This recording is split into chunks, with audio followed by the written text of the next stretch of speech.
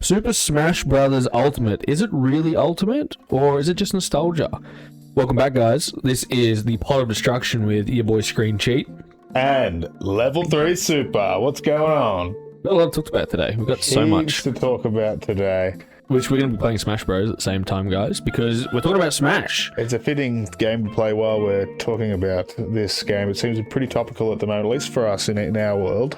Well, we've been messing around on Smash Bros for the last couple of weeks, and we've realized that the game hasn't been supported in, what, 4 years? 5 years? Since Sora came out, yeah. 5 years is crazy, especially for a game as popular as it is, especially back when. 30 million copies sold. I think it's 34 million sold. And for a best-selling fighting game?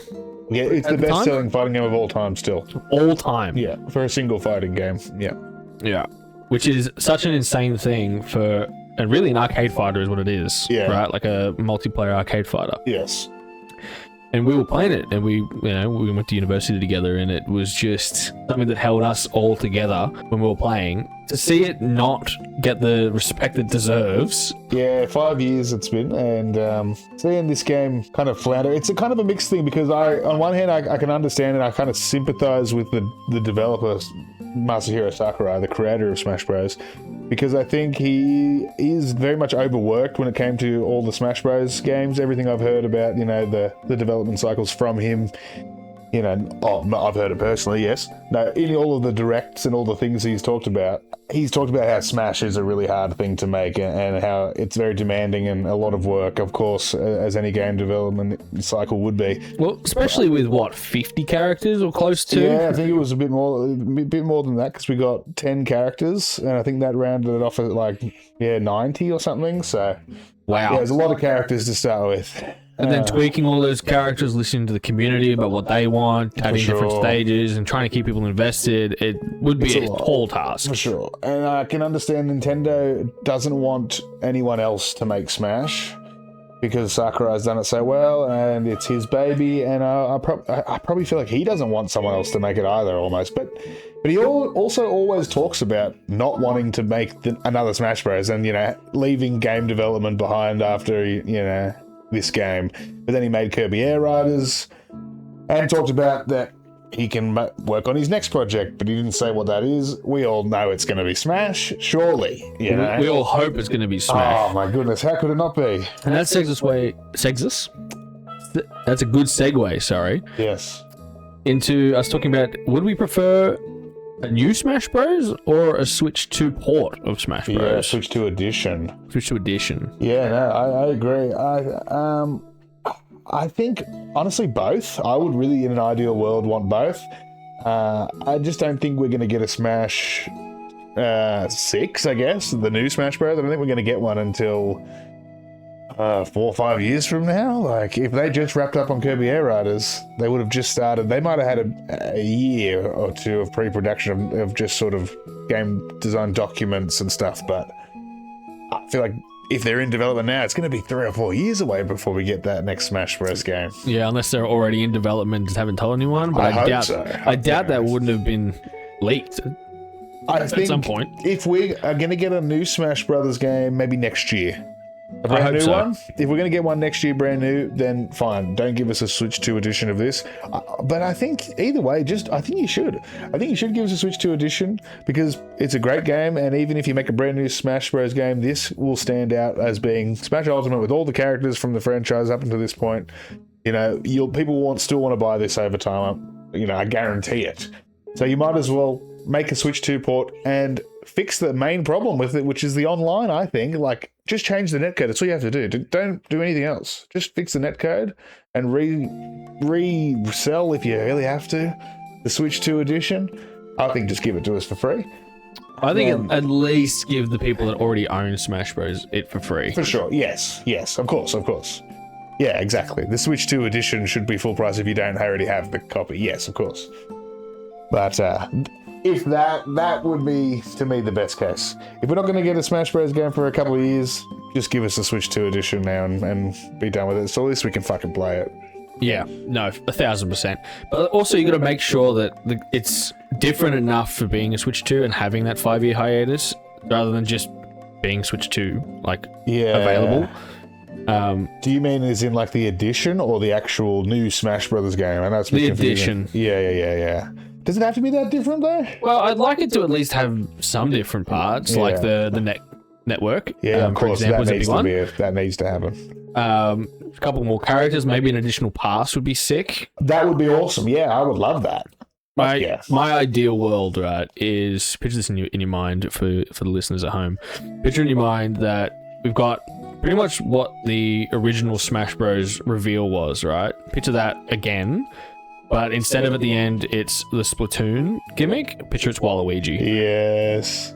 Oh, I feel like that by itself, like I'd buy it if it had Waluigi in it straight up. oh, straight up, I would. Straight too. up. If it was $20, $30, I'd still buy it Yeah, that would be a seller.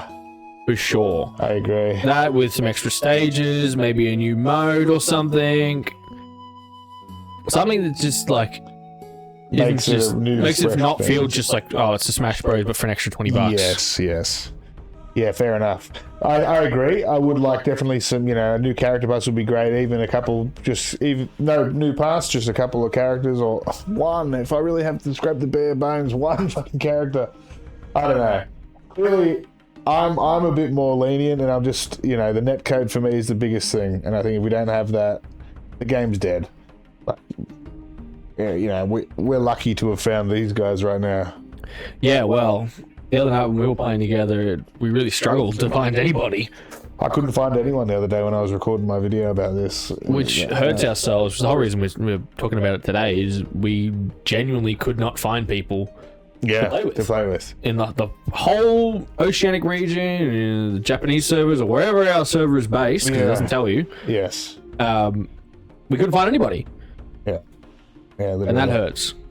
For sure. Hurts a Frustrating. lot. Definitely frustrating. Yeah, but yeah. we've luckily found two other souls who are double Ganoning with us. Yeah, so the quad Ganon is peak. Which, speaking of Ganondorf, he's a problem. Yeah. He may hit hard like a truck, but he is... It doesn't really feel like Ganondorf, though. No. He's not technical, he just sort of... It's a very common complaint ever since his first, introduction in Smash Bros. Melee was he was just a clone of Captain Falcon, and so they know. That's why they gave him the sword in this game.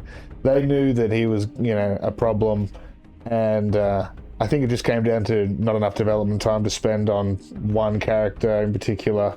I think a full rework would be the best. In a little while we're going to talk about your actual character pass that you wanted to, your dream character pass that you made up for the Switch 2 edition. Yeah. And that has an interesting idea. We'll get on that shortly, but these characters need to be reworked. All these old style characters that have been around for 20 years, like DK is the same. Mario is basically the same. He's had one change since basically N64 and GameCube. Like Donkey Kong hasn't changed at all. Samus hasn't changed at all. All of the OG characters, who are in fact like the mascots of Nintendo, haven't. Oh, damn, I just cucked that guy. Haven't been given any love, really. So I think trim the fat and give us, even though we all love these characters and it'll be hard to say goodbye to so many of them, but you got to trim some back and rework who we've got. Yeah, like you said, there's 90 characters or 80 characters or something crazy. Yeah. Give us 40 of really fleshed out individual characters, don't give me Sonic and Shadow as two different characters, but they're the same thing. Yeah. Give me Sonic and Shadow as different skins. Yes. Sure, but they're the same character. Yeah. That's fine. Give me a Ganondorf that is like the Hyrule Warriors Ganondorf. That has dual wield swords. He's faster, he's better aerial, but he doesn't hit as hard. Yeah. We need alternate versions of the same character. Doesn't bother me at all, as long as they actually play differently. I think the three Links we have in this game right now, we have normal Link, who's kind of Breath of the Wild inspired. We have young Link from Ocarina of Time, and we have Toon Link from Wind Waker. And they all play virtually identical. Sure, they might have some changes. Oh, get wrecked. But they're all basically the same character. They all have bombs, bows, boomerangs, Sword and strike's very similar. The properties are a little different. Just make them a fucking skin, a alternate costume that has these different effects on them. Like, I don't think we need to have all these individual characters be exactly the same. It's just a waste. Yeah, I agree. But I mean, that's not new either. That's such a common complaint from Smash Bros. Lore. Like, I feel like. Yeah, like, look, I love Sakurai, but it feels like he just doesn't listen sometimes. Sure. Feels like he just does what he wants to do and doesn't care about the fans, but also he loves the fans, so I don't know. It's a weird one. Okay, well, I got a good question then for you. Would you rather see a new Smash Bros. Game without Sakurai as the director? Oh, it depends. It depends. Because, like, if Sakurai really hasn't started development until now, we're not going to get a Smash Bros. For another 5 years. I would rather somebody else take over and give us a Smash Bros. In a year. Yeah. I really would. And, like, use this as the bones, for sure, and just rework everything. Like, you can use some of the stages, that's fine. Some of the characters, that's fine, but not all of them. Like, introduce a better custom stage gimmick as well would be nice. Make it a little easier. Yeah. Even custom skins. Custom skins would be so good, like Kirby Air Riders style. Yeah. Hats and stuff that That'd be everyone sick. could wear. You're telling me that people here listening right now wouldn't buy a Smash Bros. Where you can give Ganondorf a top hat and a sweet, like a better cape or something. Yeah, or googly eyes and a mustache. Or you get 100 like knockouts online, you get a gold skin. Yes. Give it stuff like that, All achievement-based things, you know? Oh, damn, that sounds so sick already. Yeah, see, like, they've it'd already be great. got the achievement board built into the game with the, the hammer and all the little unlocks you can get. So it's already built in. They just need to expand it, really. Give us more of it, really. I think that's a great idea. Yeah, customization is king, especially in this era right now that we're in. Bloody oath. Like, Kirby Air Riders has proved that. Yep. How good the Kirby Riders custom store is. Like, I've seen Hatsune Miku's. I've seen... Yes. Like... Eric Cartner's. Yeah, GameCubes. I've seen Batman, everything. For sure. That game has such a robust system, and that needs to be in Smash. Although, to be honest, actually, I can't. If Sakurai is in charge of this next Smash Brothers game, which I'm just going to assume it's happening, I think it's being built off the bones of this game, but a lot of the things that were in Kirby Air Riders you'll see pop up in this. It's what happened with the original game. Its UI in Kirby Air Ride on the GameCube is so similar to Smash Brothers. And if you've played Smash and you play Kirby Air Riders on the Switch, you'll be able to tell that it feels a lot like Smash. The way you pick your characters feels like Smash. The buttons you use to select your alternate skins is exactly the same. The layout of picking characters and vehicles feels the same. It's a Smash game, but a racing game. So I think we'll see a lot of the cool features in Air Riders show up in the next Smash Brothers. My prediction. Which would be amazing. Oh, great spike. Oh, yeah. Just Smash needs some love, and that's what we're trying to say. It needs a lot of love. It needs something. We need some news about Smash. I know every single time we watch Nintendo Direct, we say every single time we go, what if there's a Smash Bros. Reveal? Yes. What if there's something about Smash every single time? I agree. And every time I let down. I agree. Especially the last couple of Directs have been, there's been some good ones, but there's been kind of mid, Yeah. So it'd be good for the next one to have just something. Yeah. Just show us the Smash Bros. Symbol, at least. At least tease it that Just it's coming. tease something. Yeah. Then you can just have a speculator and be like, oh, what if it's this? What if it's that? Yeah, gets the speculation train running. I agree. Speaking of speculation, we're going to go into my pass. Please. The next, hopefully the next Smash Bros. Or the first pack of the Switch 2 port, something like that. Yeah. So, because there's 5 characters, right? Yeah. For a Smash Bros. DLC gimmick. Yeah. So First character I already said earlier in the video. Actually, it's sort of like the Piranha Plant, if anyone remembers what Piranha Plant's gimmick was. It was a day one, I believe, release. Yeah, day one DLC sort of thing to, I think people who had a Nintendo Switch Online subscription or something like that. Yeah. Same gimmick, but this time have it, if you buy it on day one or the first week or something, you unlock Waluigi. I think that's a pretty fair thing, and I think a lot of people will spend the money to do that. I'll be one of them. Yeah. Bloody oath, I would be too. Any day of the week. So Waluigi number 1. Waluigi number 1 as like the additional character, the number 6, I guess you call it. Okay, great. A little bonus. Like the bonus, Love it. Number 1, first DLC reveal. I'm picking specifically the Donkey Kong Bonanza Donkey Kong. As a different playable character, he's worked differently. Maybe he has a ground gimmick or like a punching type style. Less hard hitting, more quick. Better aerial.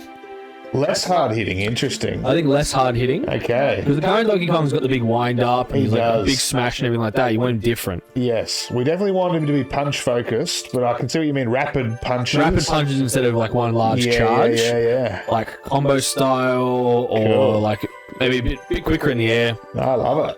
That kind of style. Have him specifically, give him a skin, or have him base in the minor skin. Yeah. So he has like the yellow hat with the overalls and has what's the secondary character's name that's in the back? Pauline on the back. I reckon that'd be great. Cool, Maybe she helps him fly around or something. She helps in some way. She can like sing in Donkey Kong Bonanza. She like shoots sound waves out basically. So cool. That could she can have a projectile. That could be a neutral B as a projectile. That'd be something different That'd for Donkey Kong because he needs some love. Yeah, love it. Character number 2 could be a pretty wild one. The Arbiter from Halo. Oh my god. Yeah, I think the Arbiter from Halo would be such a cool way to introduce Halo without Chief. And it also opens up the avenue for, if it goes well, add Chief into the second one as like a so in my head I picture the Arbiter being a melee focused, like with the sword. Yeah. Maybe he has a counter, has like a neutral B where he fires the needler and it follows people. Oh, that'd be sick. That would be sick. Whereas Chief would be like more of a ranged character. Like he still has like maybe a neutral B punch or grab of some sort. Okay. Similar to what Incineroar has with the grab. Oh wow. But have his be like the execution style. Yeah, right. From Halo, I think it's 4. It started with like the assassinations. Yeah, assassinations. Yeah. Yeah, that would be cool. Yeah, and have him be like has the Desert Eagle pistol as a forward B or a neutral B or something, and he's like it's a one big shot. Yeah. Or have his base attack be the assault rifle. He should be able to swap what weapon he's equipped, and that should change his moves or something. That could be cool. Similar to Pokemon Trainer. Sure, where you sub in and out. Kind of how. Oh, Byleth is like each moves is like attached to a different direction, is a different weapon. So something like Pokemon Trainer in a way. Yeah, down B swaps your weapon, or even a taunt, or imagine whatever. Yeah, you down B right, and you go from your base, which is the pistol and assault rifle combo. Yeah. Down B once is like the rocket launcher sniper rifle combo, since you get heavy hitting, and then you down B. Changes like a loadout? Yeah, it changes the loadout. Interesting. Down B is again, and it's like the, what's the alien, is it plasma rifle? The plasma rifle. Plasma rifle and plasma pistol. Yeah. Okay, crazy. And tell me if I'm wrong here, because this is your idea. Hit me.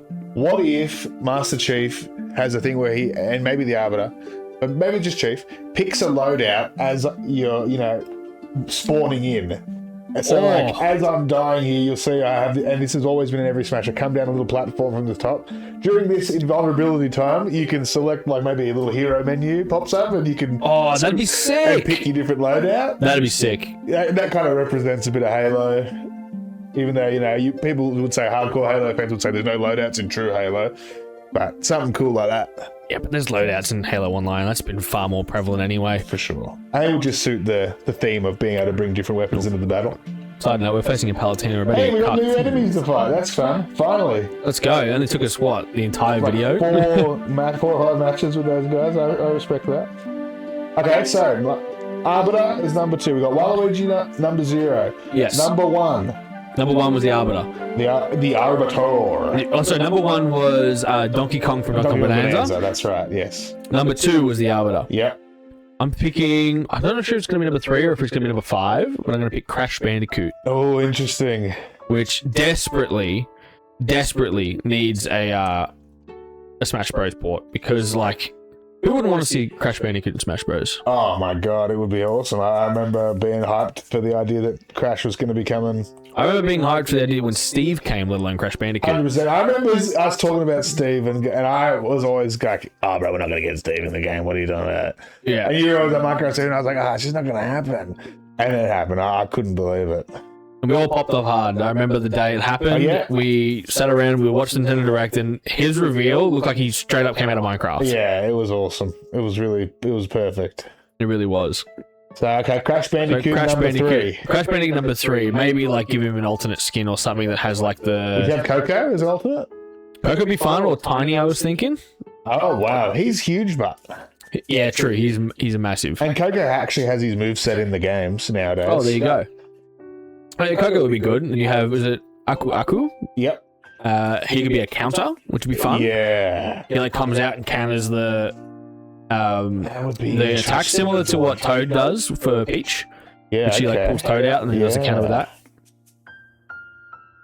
Yeah, so I think, and like neutral B obviously would be the spin, similar to what Incineroar is. Yeah, that would be straight up. His spin for I know that would be. I reckon you could mash it, and he could just continually spin. Hits, yeah, that just like in these games. Yeah, that'd be fun. That'd be fun for sure. Cool. Crash would be an amazing one. Love that. Another one I had it wrote down. Sorry, people listening. Yes, this one I think is going to be the real number 3. Okay. So Crash will be number 5. Okay. Right. The real number 3. Zangief from Street Fighter. As like a different styled Street Fighter character, you know, he's all sort of muscle. Another grappler. Yeah. Instead of being like a more technical fighter like Ryu and Ken is, have him just be like grab. Yeah. Like he is in Street Fighter 6 if you play Street Fighter 6. Would you pull him straight from Street Fighter 6 or would you do like his Street Fighter 2 classic retro? I'd probably do from Street Fighter 6 because that's the one that Ryu and Ken are from. Yeah. Yeah, I agree. Like the port that they've done obviously for this Smash Bros. It's from Street Fighter 6. Yeah. So I would take Zangief from that. Yeah. But you could have an alternate skin where he looks like he's from the original ones. His alternate skin in Street Fighter 6 as well as his original, so that would be perfect. That'd be perfect. Yeah, very interesting. I like the idea of Zangief because, to be honest, when you told me Zangief, I was thrown off a bit because such a random pick from the roster, but he is a legacy character. He definitely is iconic. When people see Zangief, they know, you know, Street Fighter if they have any kind of familiarity with the franchise. So it's an interesting choice. I'm kind of surprised for Street Fighter 6 you wouldn't pick Luke, but then. Luke's only in the latest one, right? He's only in 6. Yeah, that's kind of why I like that idea. But he plays like Ryu and Ken anyway. That's why I don't like it. So, yeah, for sure. It's a great choice. The other one, I'm just thinking of it now, actually, now that we're talking about it. The other one that you could potentially sub out for Street Fighter 6 instead of Zangief is Bison. Bison, dude, that would be wild. That would be an interesting deep cut, I feel like. More obscure, definitely still iconic, I'm sure. But very fun to have a villain rep too. I think when you told me Zangief, I threw in the idea of maybe Alex then, if you wanted to keep the grappler vibe, and we have the huge promotion of Kenny Omega being Alex, and I think they put a lot into his character, a lot of promotion and work into Alex's reinvention in Street Fighter 6. That would be so sick to see him in Smash. Plus, I think I'll just selfishly, I play Alex, so I love it too. I play Zangief too, but something about Alex powerbombing motherfuckers in this game would be so fun. Especially hitting the one-win angel. Oh my gosh. In Smash Bros. As his ultimate. Come on. That would be insane. Yeah, it would be really cool. Yeah, so Zangief or Alex or Bison. Sure. Another Street Fighter rep is basically what I'm saying. Yeah, but you like Zangief. I love Zangief. I think Zangief is fun. Great. So what do we got now? We got Waluigi. 3.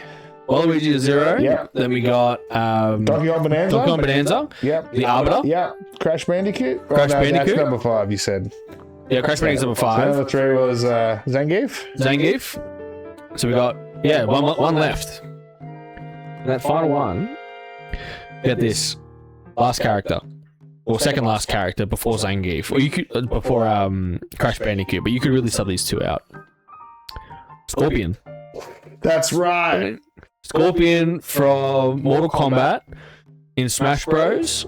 / Johnny Cage. That's the other one that I had. Said initially. Johnny Cage is the one I said, but now thinking about it, I think Scorpion would be a better fit. Way better fit. With an alternate skin of Sub-Zero. Yes. Oh, that would actually probably kill some of the fans. But I would love that if you maybe only changed the one thing of like get rid of maybe change the couple of moves so that he is more Sub-Zero than Scorpion, because they are very different in their moveset. Well, my thought process is right. Just give him a blue color scheme. Yeah, neutral blue color scheme, but neutral B, instead of throwing a fireball, it's an ice ball. Yeah, I would assume neutral B would be like, he's get over here. Yeah, or that. Yep. Yeah. Either. Forward B will probably be fireball. Yeah, he's fire breath. Still giving me combos, same as what Ryu and Ken can do. So he's got like I think it's up, down, square or something I used to play, and he would do a teleport. Yeah, mad. That'd be sick. So give him command inputs. Yeah. If it's a fighting game character, it should have command inputs, right? Sure. Yeah, if he's got them. That's right. And then for the Sub-Zero version, instead of the get over here, you have like an ice grab type gimmick. Oh, yeah. I like that. Yeah, I think he had some sort of. I think he has an ice teleport too. So he does have an ice. He's very similar to Sub-Zero, and they're very similar. They're very similar. Yeah, yeah. That would be really cool. And I know that would a lot of fans request to see Scorpion kind of be in the crossover space. So that would be really cool. So we got Waluigi. Yeah, Waluigi first as character 0. Yeah. Character 1, technically, Donkey Kong Bonanza Donkey Kong. Yes. So now we have a second Donkey Kong, just like we have a second Mario. Sure. Or 3 links. 3 links, which is fucking wild. Yeah. Number 2 is the Arbiter from Halo. So deep. Love it. Which is hectic. Number 3, Zangief. Yes. Another great character, I think. Especially because you can have command grabs and stuff with him too. Yeah, that would be so fun. And command, all that kind of stuff. Yeah. Different inputs and shit. Yeah. Number 4. Oh, shit. Yeah. Number 4 is Scorpion, which we were just talking about then. Yep. And number 5. And number 5 is Crash Bandicoot. Damn. I think for a first pass back, for a Switch 2 huge stack version, yeah. to sell it Yeah. as like, hey, this is Smash Bros. We're coming after. Yeah. I think like that would just like hotcakes. That would Even be, if it's $20 for the Switch 2 version of Smash Bros. Yes. And then another $20 for the pass. Yeah. I'd pay it. Yeah. The passes were always, I think, very reasonably priced for 5 characters and 5 stages compared to nowadays what we get in the Street Fighter and stuff I was like going to that. say, compared to Street Fighter 6, which is diabolical. We were eating well. So well. Yeah. So well. The fact that sorry, we're going to go on a tangent for a second here, listeners. Yeah, please. Street Fighter 6 charging money for a different colored health bar Yeah. is diabolical. That is diabolical. Diabolical. And charging like $5 because you got to buy the coins. Yeah, because it's what? It's just over the amount of a single coin pack. Yeah, so You got to buy 2 coin packs to get one. That's a character. That's a character. Yeah. My bad. Which is still scummy. Still very scummy. Or maybe the health bar is just less than a health standard bars one. are like, I think you don't have enough if you buy the second, because you don't have enough to buy a character with 1 coin pack, so you got to buy the second tier coin pack. So then you buy your character, and you got a little bit left over, but you don't have enough to buy a health bar. So you got to buy another cheap whack. That's what we were talking about. Yeah, and that is so crazy. that is whack. And they allow you to. Oh, what's going on here? Dual Grip's Joy-Con. Not supported. You got to take the grip out. Yeah, I think so. You got to play handheld. Wow. That's fine. Can you You're do right. both at a time if you take the other one out? No. Wow, that's so weird. No. Okay, well, this just in, ladies and gentlemen. Didn't realize that you can't dual or control a Joy-Con on Mario Kart World for the Inter- 2-player online system. Yeah, that's very weird. Did not know that. You can probably use a GameCube controller. That's alright. I'll choose like this. Should be right. Better. Be right. You were saying that. We're talking about Street Fighter 6 and coin how packs. coin packs and how it's scummy. They're character packs, right?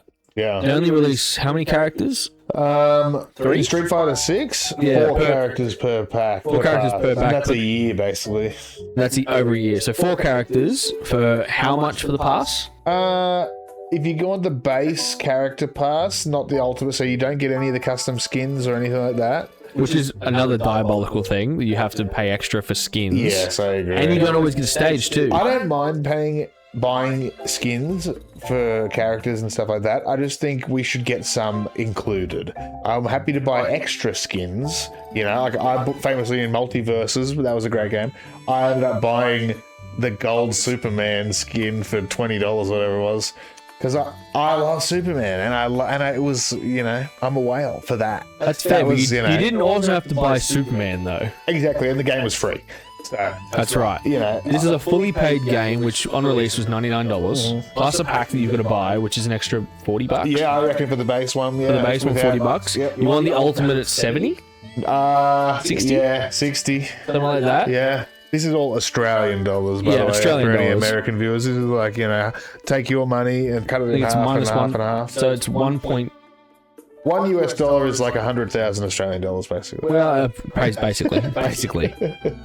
Yes, basically. But seriously, though, Street Fighter 6 not giving us more for the amount of money that you have to buy for things is such an insanity. It is dirty.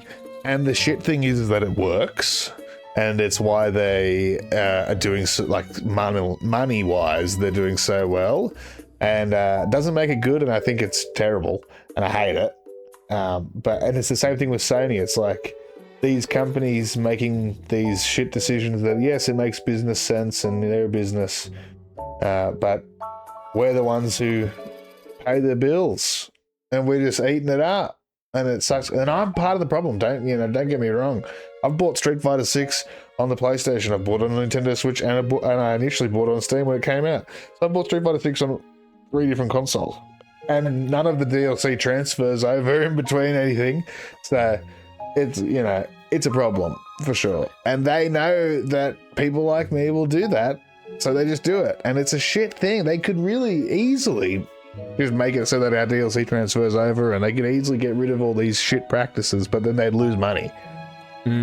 That's you know, that's the shit thing, is that the money drives all their decisions. And you know, anyone listening would probably say, oh well, that's, you know, their business, that's what they have to do. It just sucks. It's fucking scummy. Yeah, it really leads us to our next thing, which is the gaming industry is becoming so corporate. Yeah, it feels like we're just being taken for a ride, and there's no love in the industry for like game developers anymore, or the game developers themselves are strangleheld by these big corporations. Well, did you hear ScreenCheat that there was some great things happening on Xbox, and they've been making such moves. They got this huge new CEO, you know, and they're doing some crazy things, and they actually announced their newest thing today. At least from from what I've heard, they've announced that they're introducing homelessness. Mass homelessness to the tune of 3,000. Get this, chat. 3,200 jobs being completely made redundant. 1,600 of them were today. Yeah. And they announced today that it was the bunch of them were closing. Did they? But they haven't actually closed them yet, right? Well, they got rid of 1,600 jobs immediately. Did they? Yep, on the day. 4 of their studios are either being removed and taken up by different publishers, or in limbo right now, waiting. Wow.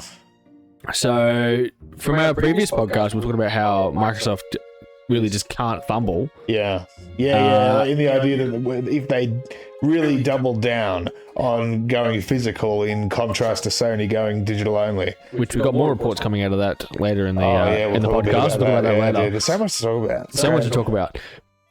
But the fact that Microsoft, after dropping the price of their Games Pass, coming in saying we're not Xbox anymore, it's just Xbox, changing their reforms, going back to their roots, and all of a sudden they just drop 4 studios, 3,200 employees, all because, and the rumor is, and what we believed as well, Activision and Blizzard cost them way too much money to buy. Yeah. Black Ops 7 failed miserably. To the tune of, it didn't even reach half of their targets that they were trying to get after. Yeah. And you know what? I'm not surprised. That game looked trash. It was terrible. Yeah, I didn't play it, and after Black Ops 6, to be honest, and I did play Black Ops 6, and from what I understand, that was, I'm pretty sure, their best-selling Call of Duty to date. They gained way too much bravado. They thought that they could not lose, and so they were like, hey, Treyarch, you guys did Black Ops 6, and everyone loved it, and it's selling so well. Make Black Ops 7 right now, because everyone else is not ready yet. I guess, and so you can be ready in time. I don't understand why they did it, but they told them Treyarch to make Black Ops 7, and they tried their best. I don't think it's Treyarch's fault. I think it's the executives above Treyarch completely. Yeah, I agree. Definitely. I don't think it was Treyarch. You know, they're just developers who work under the thumb of fucking Activision and now Microsoft. So you can blame Activision for all of the Game Pass problems. You can blame them for studios going out of business and being shut down. I suppose you can blame Microsoft really for buying them, but it's funny that they bought Activision Blizzard under the idea that Call of Duty was going to be their savior, and it's fucking bankrupted the company. It really has. Well, essentially what they were told is, hey, like you said before, make Black Ops 7 in a year, and they've had to copy-paste it. Yes. And everyone's noticed, and they said that they weren't going to do all these crazy skins, and they were going to go back to, like, hyper-realism skins again, because everyone got the shits with it, and they just didn't do it. What happened with that? Did they end up going back on that? Everyone used the skins from the previous game. Yeah, right. So they technically didn't lie, but they also didn't tell the truth either. Because I heard a kind of a mixed thing of what people wanted out of that. I heard a lot of people didn't want to be able to play as Nicki Minaj in the new Call of Duty game, and I've heard a lot of people who said, I paid for this skin, I should be able to take it in. I can take it into other games. You know, so I agree on both ends. Just don't come out and say, hey, we're not going to do these crazy skins. Yes. You know, if you're gonna say, all right, well, you did pay for them, you know, but they're also not obliged to do that because it's a different game. Yeah, they could just say we're not going to make any more new skins. That's what I would just do. You know, sure. Let people, whoever's got the legacy ones now, they can have them, but no more stupid crossovers. But you know they won't because there's so much money in it. That's right. Each skin. What was Cody Rhodes like? $4, $5? More, $7? surely. Well, no, they did the same thing as what Street Fighter 6 does, and that's like the coin pack gimmick. So you need like the $14.99 one to be able to afford it, but you don't have enough to buy anything else. Yeah. And Cody Rhodes, Rhea Ripley, and Rey Mysterio, I believe, were the WWE pack for that. Right, yeah. But you can only buy them individually. Yeah, you can't buy them. You can probably buy them all three. I'm sure you probably could. It'd be like $30, something like that, or $40. Yeah. I know they weren't cheap. But I remember, like, we played it day one. Yeah. Black Ops 6. Yep. And it was hyper-realism, and it was great. Yeah. And everything was great. All the guns felt amazing. There wasn't any of this over-flashy shit. No. They released the Battle Pass, and the end of the Battle Pass... God, it's like it instantly died, eh? Like, the end of the Battle Pass had this flaming golden dragon character that could breathe fire, and his gun shot fire bullets, and it looked like he was shooting meteorites at things. And all you could just spend $99 and buy the whole Battle Pass without doing anything. And a lot of people did that. For sure, buy all the gear and stuff. This is going to be a hot take. I'm a huge advocate for the fact that the only Battle Pass that's ever been great is Fortnite. Oh, yeah. Fortnite's the only ones that are able to do it properly. I agree with that. Because Fortnite always gives you enough money to rebuy it again the next year, the next pass. Although I think now that might have changed. Really? I don't know. You have to don't quote me on that. Because the last however many years we've played, they give you enough coins to buy the next one. Yeah, it's always been the gimmick. Surely that's still the case. Which is an incredible gimmick, and you know you can buy Captain America or Minecraft, well not Minecraft Steve actually, which is that's an interesting. They definitely should put Minecraft Steve in Fortnite. In Fortnite, give him a pickaxe, you know, a diamond pickaxe, that'd be great. But you know, you have like Master Chief, you have pretty much everybody you can think of is in Fortnite at some point or another. Yeah. Like the point where one of my favorite bands, Breaking Benjamin, right, have songs in Fortnite that you can buy, and it'll play those songs when you're dropping in or winning, and that's crazy. That's really cool. That's crazy. You know, they've got anime characters in there. They've got Dragon Ball. That's an example of what you've talked about of like customization is king in this day and age. It really is. And it is where the money can be made. Player expression is such a huge part of, you know, this era, I think, and it's a big reason of what I was talking about in a video that I made about Street Fighter 6 having a big greed problem over on Level 3 Super. I talk about how Street Fighter doesn't even have a color editor, doesn't have anything. You've got to pay for new skins or new colors. New skins are one thing, to be honest, that's always something you know, I'm kind of used to paying for, but colors is just, as you say, diabolical. You know, Fatal Fury, City of the Wolves gives you such a comprehensive color editor that you can make so many cool looking versions of your characters, change their hair color, skin color, eye color, you know, clothes and all this kind of cool stuff. Tekken's got a great system too for that. So it's like Street Fighters and Smash, which are the two biggest, are also the most bare bones. And the greediest. And the greediest. Well, Smash Bros. I think is less greedy because their prices are pretty reasonable. They're just not as supported. Yes, I agree. I don't think Smash Bros. Is greedy at all, actually. I think if Nintendo was greedy with Smash, they could, and I kind of almost want them to in a way, just put out a bunch of Smash Bros. Games all the time. Like, give us a new Smash every couple of years, you know what I mean? I kind of think that might be good, but they prefer quality over quantity. Fair enough. You just jump off the edge, mate. I accidentally fell off the edge, and I was waiting to be hooked up by a little hook man. Not in free range. And he did not. Nope. And I went, oh, I guess I'm going for a swim. Yep. Yeah. So I think customization is king. Fortnite shows it, and I think a lot of people roll their eyes with Fortnite. I do too, you know, don't get me wrong. But Fortnite has got that hook into something fierce. Like, we'll always go back eventually. Yeah, jump in for a couple of games. Like a friend of ours once said, it is a forever install, that game. And that's a fair assessment to make, because a game like that, it's free. You can just jump on and play whatever you want. They're always updating it. They're always doing different things. Yeah.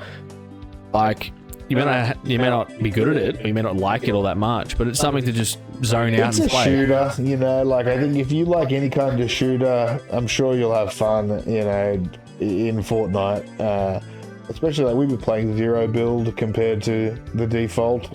So I think Zero Build, a lot of people say it's sweatier.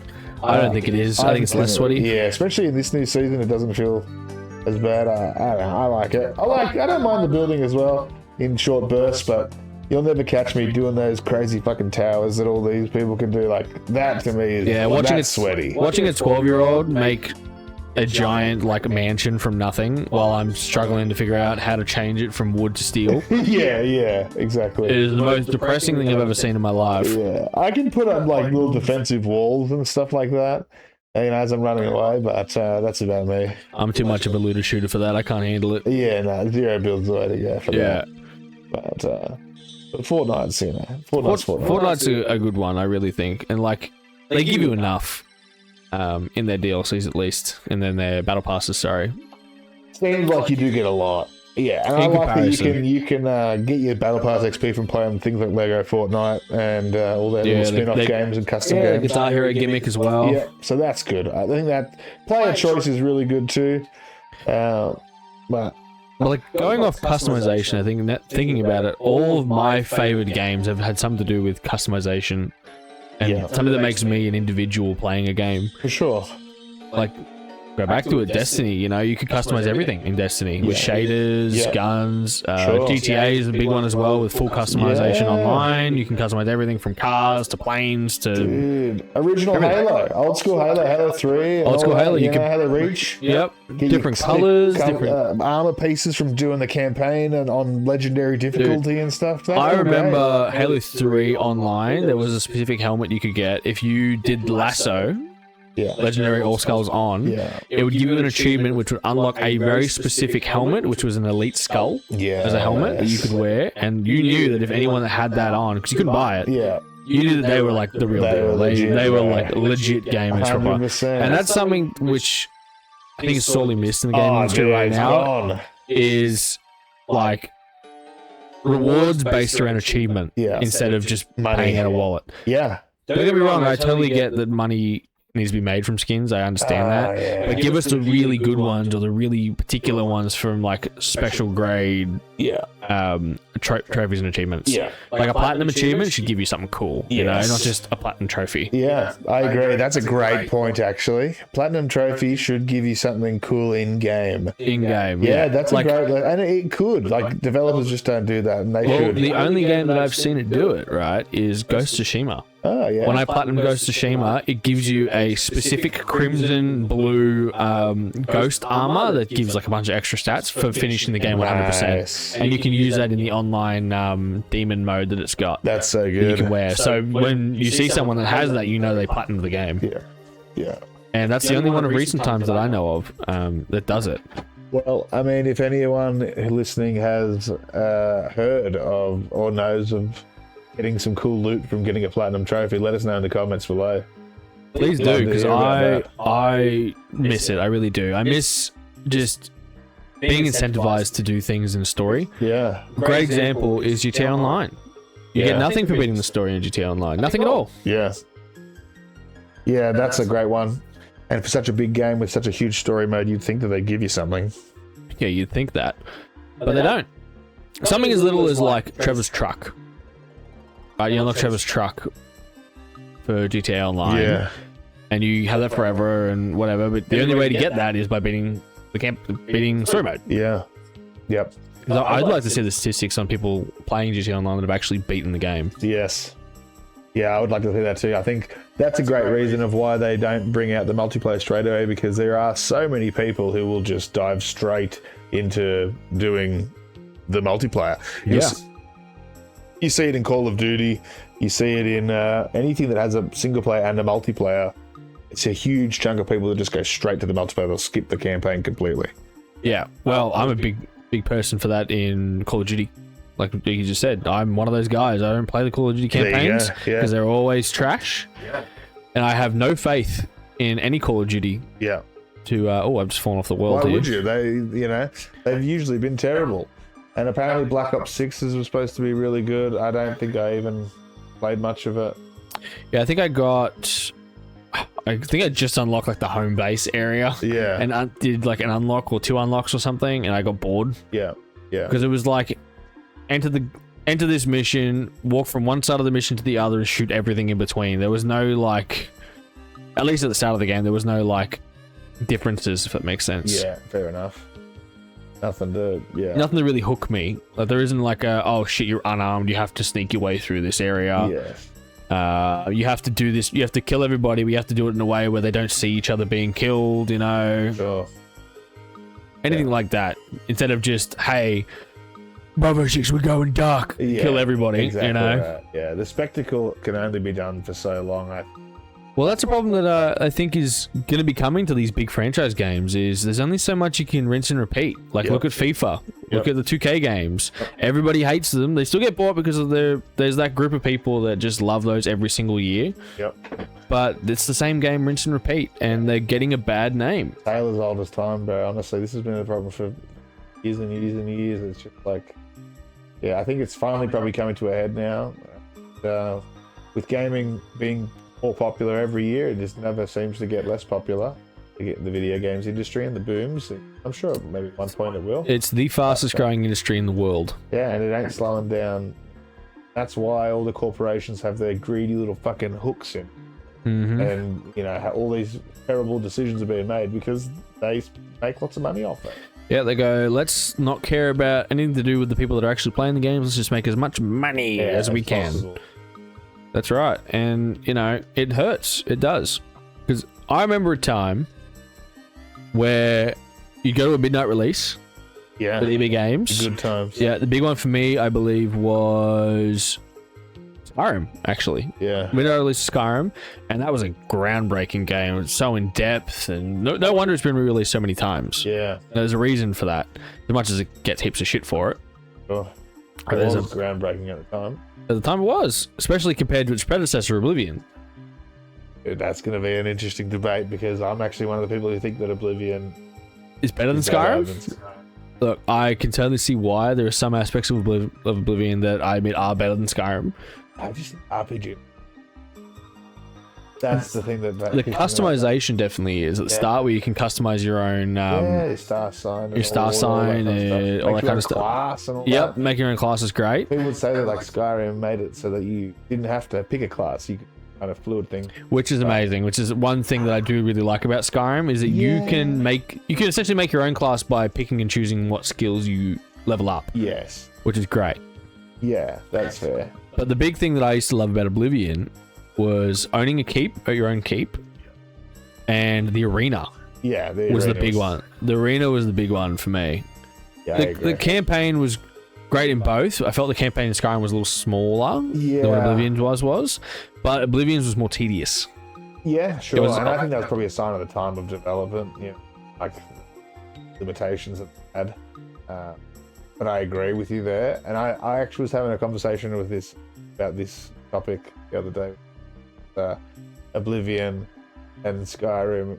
How Oblivion feels to me like it kind of had no gloves on. It was raw and a bit rough around the edges, no worries. But Skyrim just sort of clean. It feels too, even though it's so messy, I don't know. It feels too streamlined. That's the word I'm looking for. Too streamlined. It kind of dumbs it down, the formula. And the big thing is that in Oblivion, you're just a dude.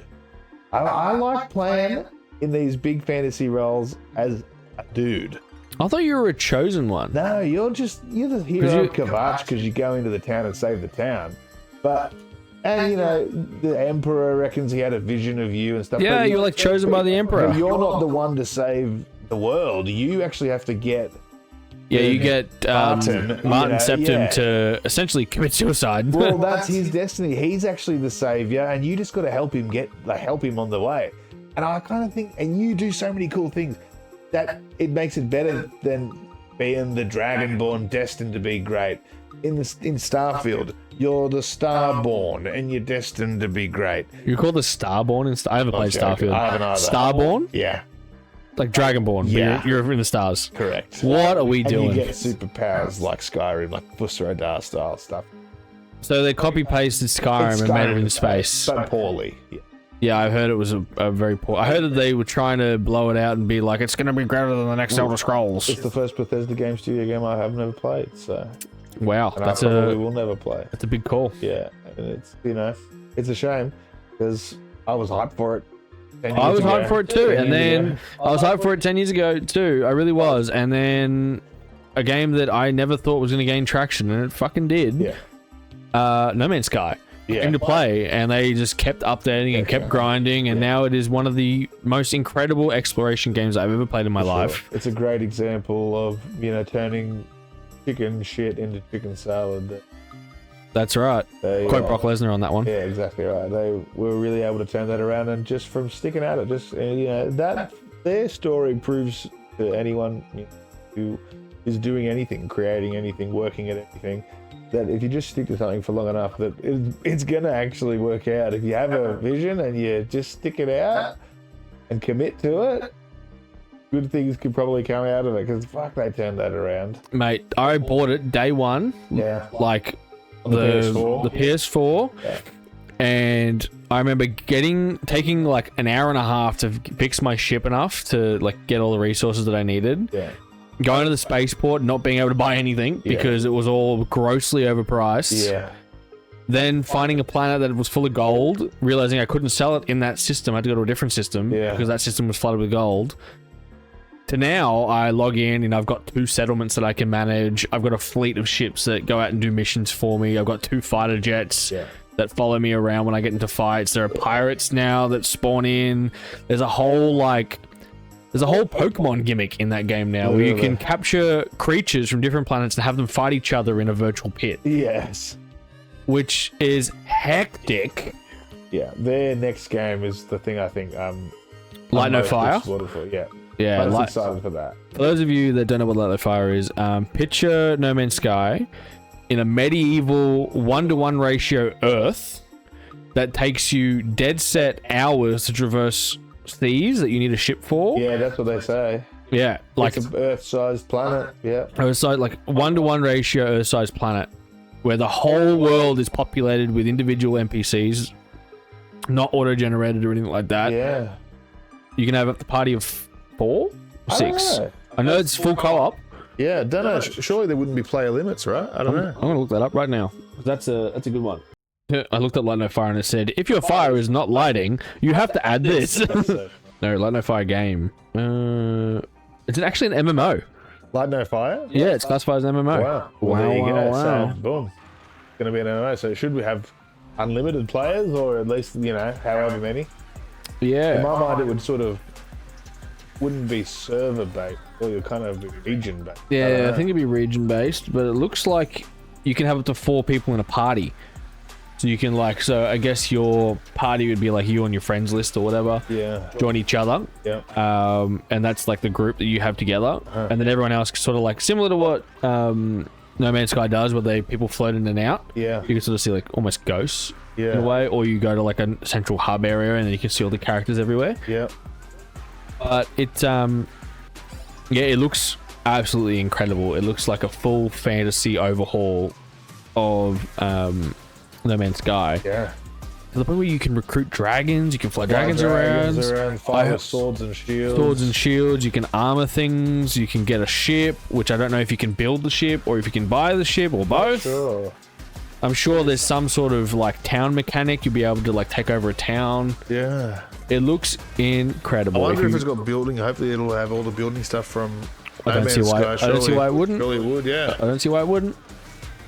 I love a good survival game. That's definitely up my alley. Yeah, speaking of survival games, one game that we were playing recently and sort of took over the world for a minute there was Windrose. Oh, yeah. If anyone's played Windrose. That's a great game.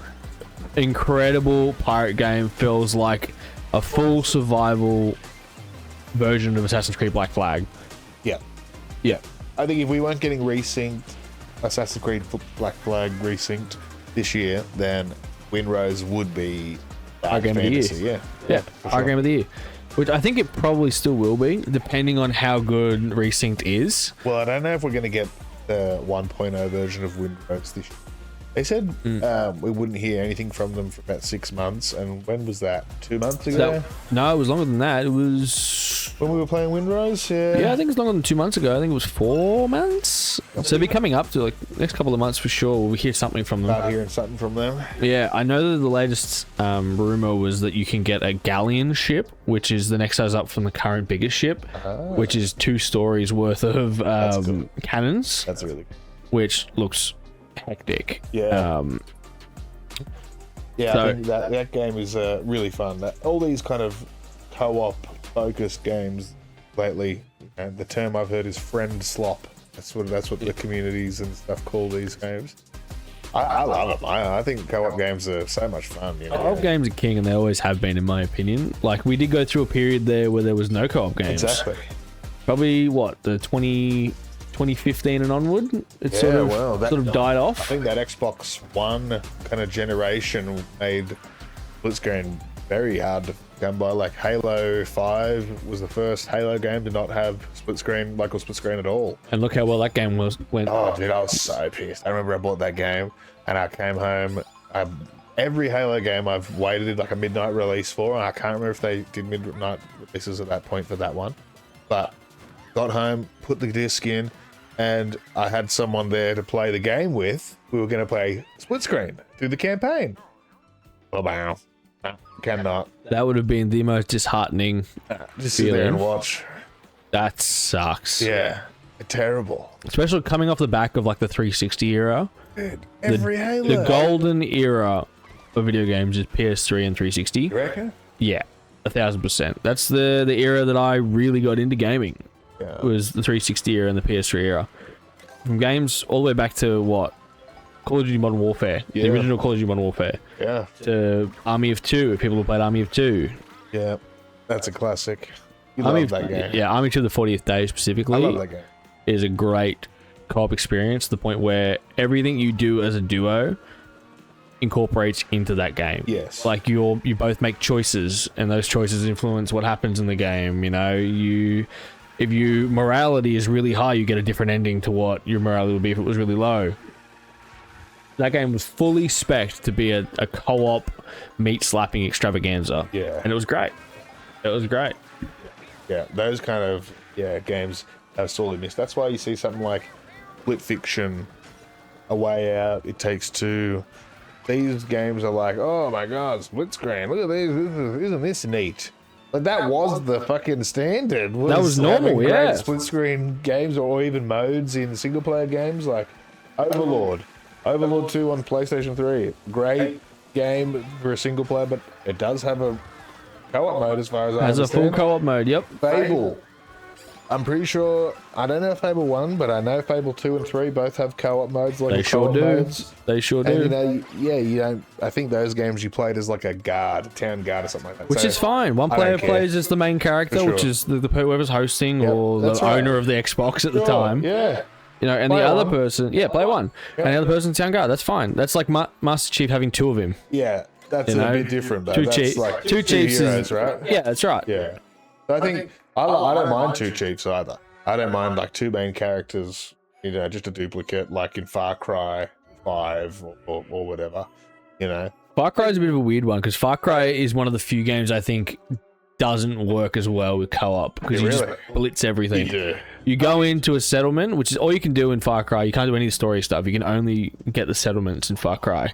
Co-op, In co-op. You can only ever attack all the settlements together. Couldn't we do story stuff? Nope. Sure couldn't. I know that in Far Cry 4 you couldn't do any story stuff. I thought 5 you could. No, Far Cry 5, you're not region locked, but you're locked to doing everything you can without progressing the story further.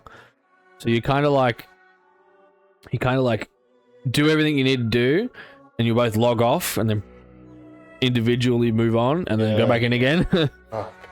Elden Ring was like that though. You were locked regionally. And I know that, but that's why the seamless co-op mod was so popular for that game because we played the seamless co-op mod and it was incredible. Downloaded mod, you know, it's that game. That mod makes that game really replayable in my opinion, and it should just be a base feature. Let people play that game that way, and you know, if it's a bit easier, who gives a shit? Yeah, literally. Really. Who gives a shit? Who gives a shit? So, all right, sorry to we're going to move on, but. So I have another question for you, and for people at home. We're going to switch back to a little bit of some Nintendo news. Zelda Ocarina of Time remake. That's coming out at the end of the year, right? Yes. ScreenCheat. Speaking. Bro, we've seen, 30 frames? We've seen 30 frames, yeah. And we don't know if that's in-engine or if that's just like a trailer gimmick. We don't know. Yeah. I'm not a huge Legend of Zelda guy. We know this. Yeah. I'm still intrigued to see what it's like after playing Star Fox. Okay. Because I was never a Star Fox guy, and that game was fucking great. Yeah, you liked it. I like that game. I like the online aspect of that game as well with the dogfighting. Yeah. My only problem is, which is what the game is that you're stuck on rails. I don't like that. I think it's very constricting for me. Yes.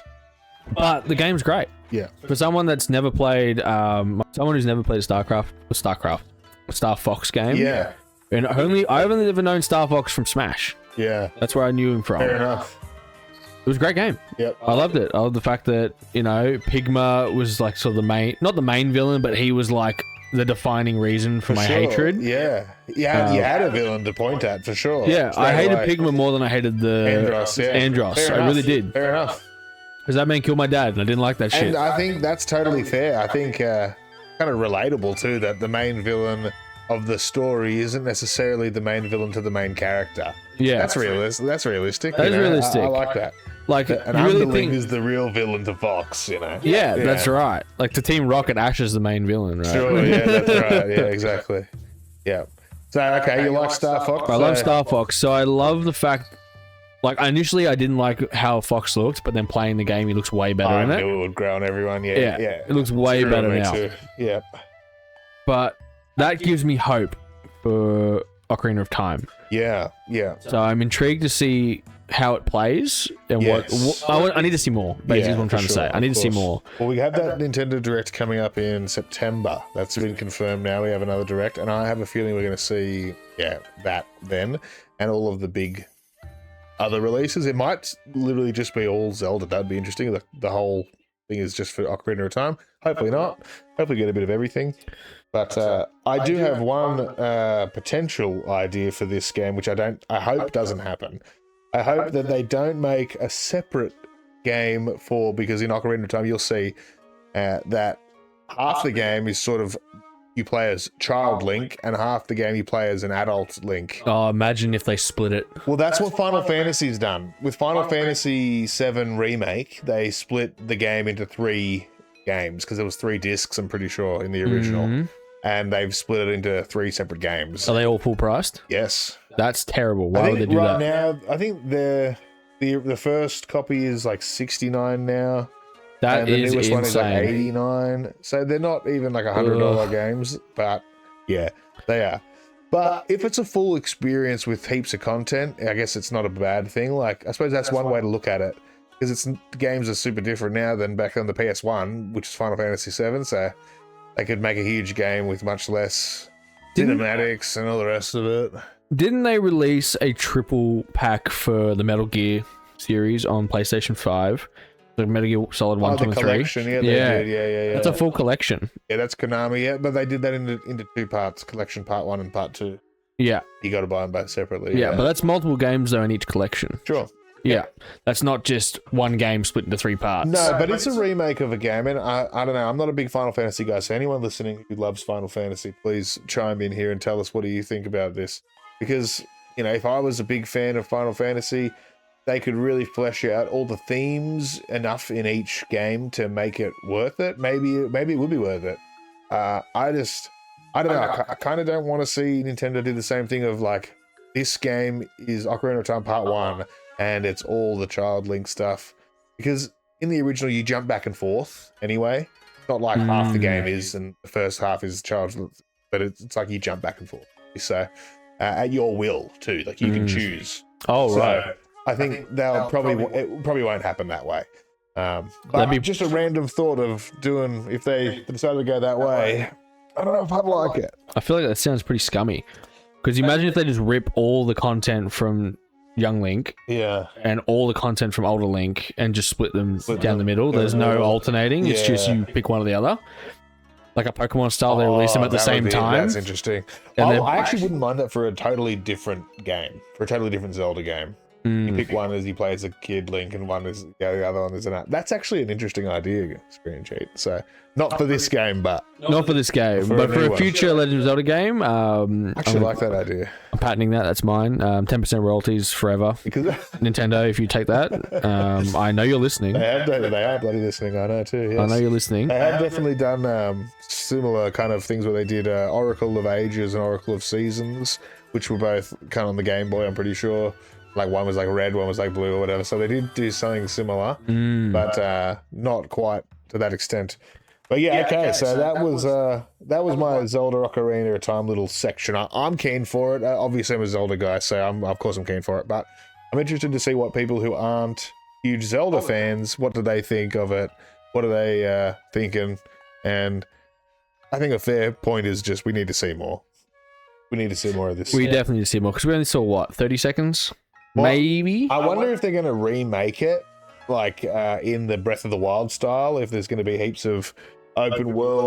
more open world segments and climbing and all the rest. Maybe not climbing, but just I don't know if they're going to just do 1-to-1 like Star Fox did, or if they're going to really expand on it all and kind of give us a new take on it. I don't know. Man, a huge thing for me would be a multiplayer. That'd be huge. They added a multiplayer gimmick where maybe you play as like a Link, and it's Link like speed running a dungeon or something. You got to go from one end to the other. Sure. Like a side mode, is that what you mean? Like a side mode, yeah. That'd be interesting. Well, they do actually have. There is a Zelda multiplayer mode. Zelda Four Swords Adventures is a game where you can multiplayer. It's like an old style Zelda. I really don't think they're going to give us anything multiplayer, but fuck, it would be fun. It would be so fun. I would love it. Imagine co-op in a Zelda game. Dude, I would love that. Like one plays as Zelda, and one plays as Link. Link, yeah. And he's running around the whole Ocarina of Time. That's what a lot of people wanted from Tears of the Kingdom. Myself included wanted I'm something surprised like Tears that. of the Kingdom didn't do that. That game was such a disappointment. Hot take. Oh, dude, as a Zelda nut, you were really keen. I remember the months and months leading up to that game release, you were pumped. Yeah. And then you got it, and I heard nothing, and that was a bad sign. Yeah, I played the hell out of it. I played it to completion, of course, and I really did. I spent a lot of time with it, but I replayed Breath of the Wild and to completion like 4 or 5 times, and I've never gone back to complete Tears of the Kingdom again. Even on the Switch 2 with the 60 FPS boost, I was expecting myself to go back and play through the whole thing again.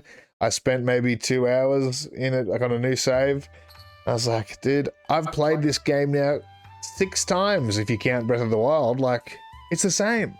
Yeah, it's the same game, and they don't even reference all the cool things that I did in Breath of the Wild. They just kind of forget about that. That fucking pissed me off so bad. I'm 'Cause walking aren't around. you like a reincarnation again? No, it's a direct sequel to Breath Oh, of and the they still Wild. don't. Oh Yeah, god, because yeah, I don't know right. if they're like. I think the idea was that like, oh, maybe some players didn't do all the side quests. So No reference to side quests, only no, reference to fuck main that, quests. mate. In canon, Link did all the side quests, and you just didn't do them, mate. Like that's in my mind, that's the easy way. It's like, who cares if Billy, who played Breath of the Wild, didn't complete this one side quest? Don't know what now. Every player, this dude just doesn't know Link now. Like, fuck off, mate. I built your house. I fucking saved you or your family and stuff. That's like, fair. That's fair. don't You gone know through the who I effort. am? Yeah, no, you gone through the effort. You deserve to be. I saved the whole fucking kingdom. I killed Ganon. I'm the hero. I saved Zelda. Zelda was disappeared. She's back. Actually, a hot take from me talking about defeating Ganondorf. I cannot stand endings that reset after you beat the boss. Yes. You reset, you go back to just before you beat the boss and you explore the world. I hate it. Yes. With a passion. Just give me an endgame. Yeah. Give me an endgame.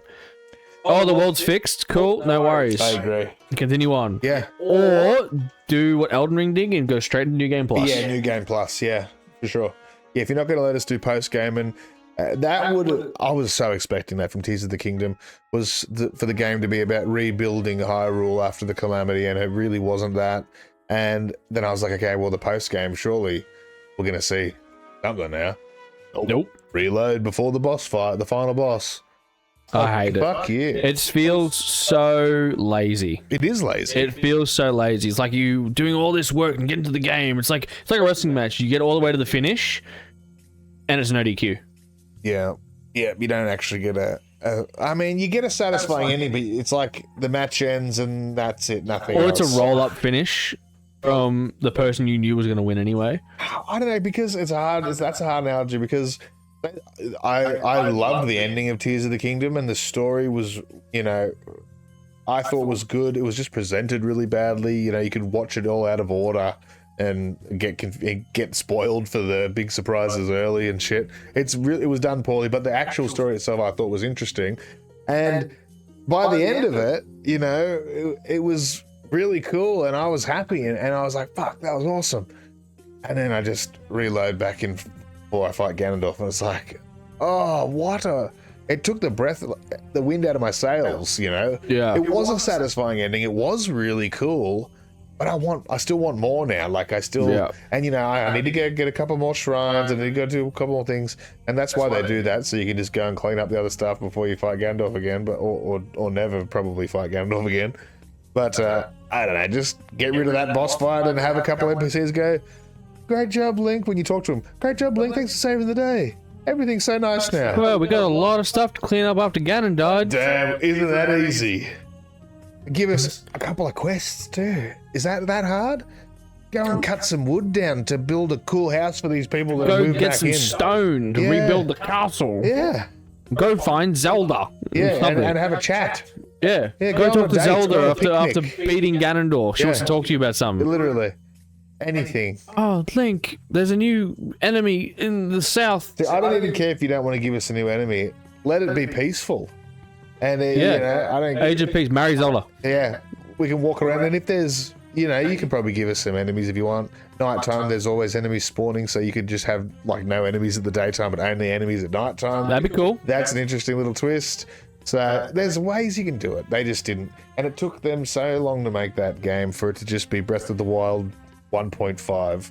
Yeah. So, yeah, that's my little hot take rant on fucking Tears of the Kingdom.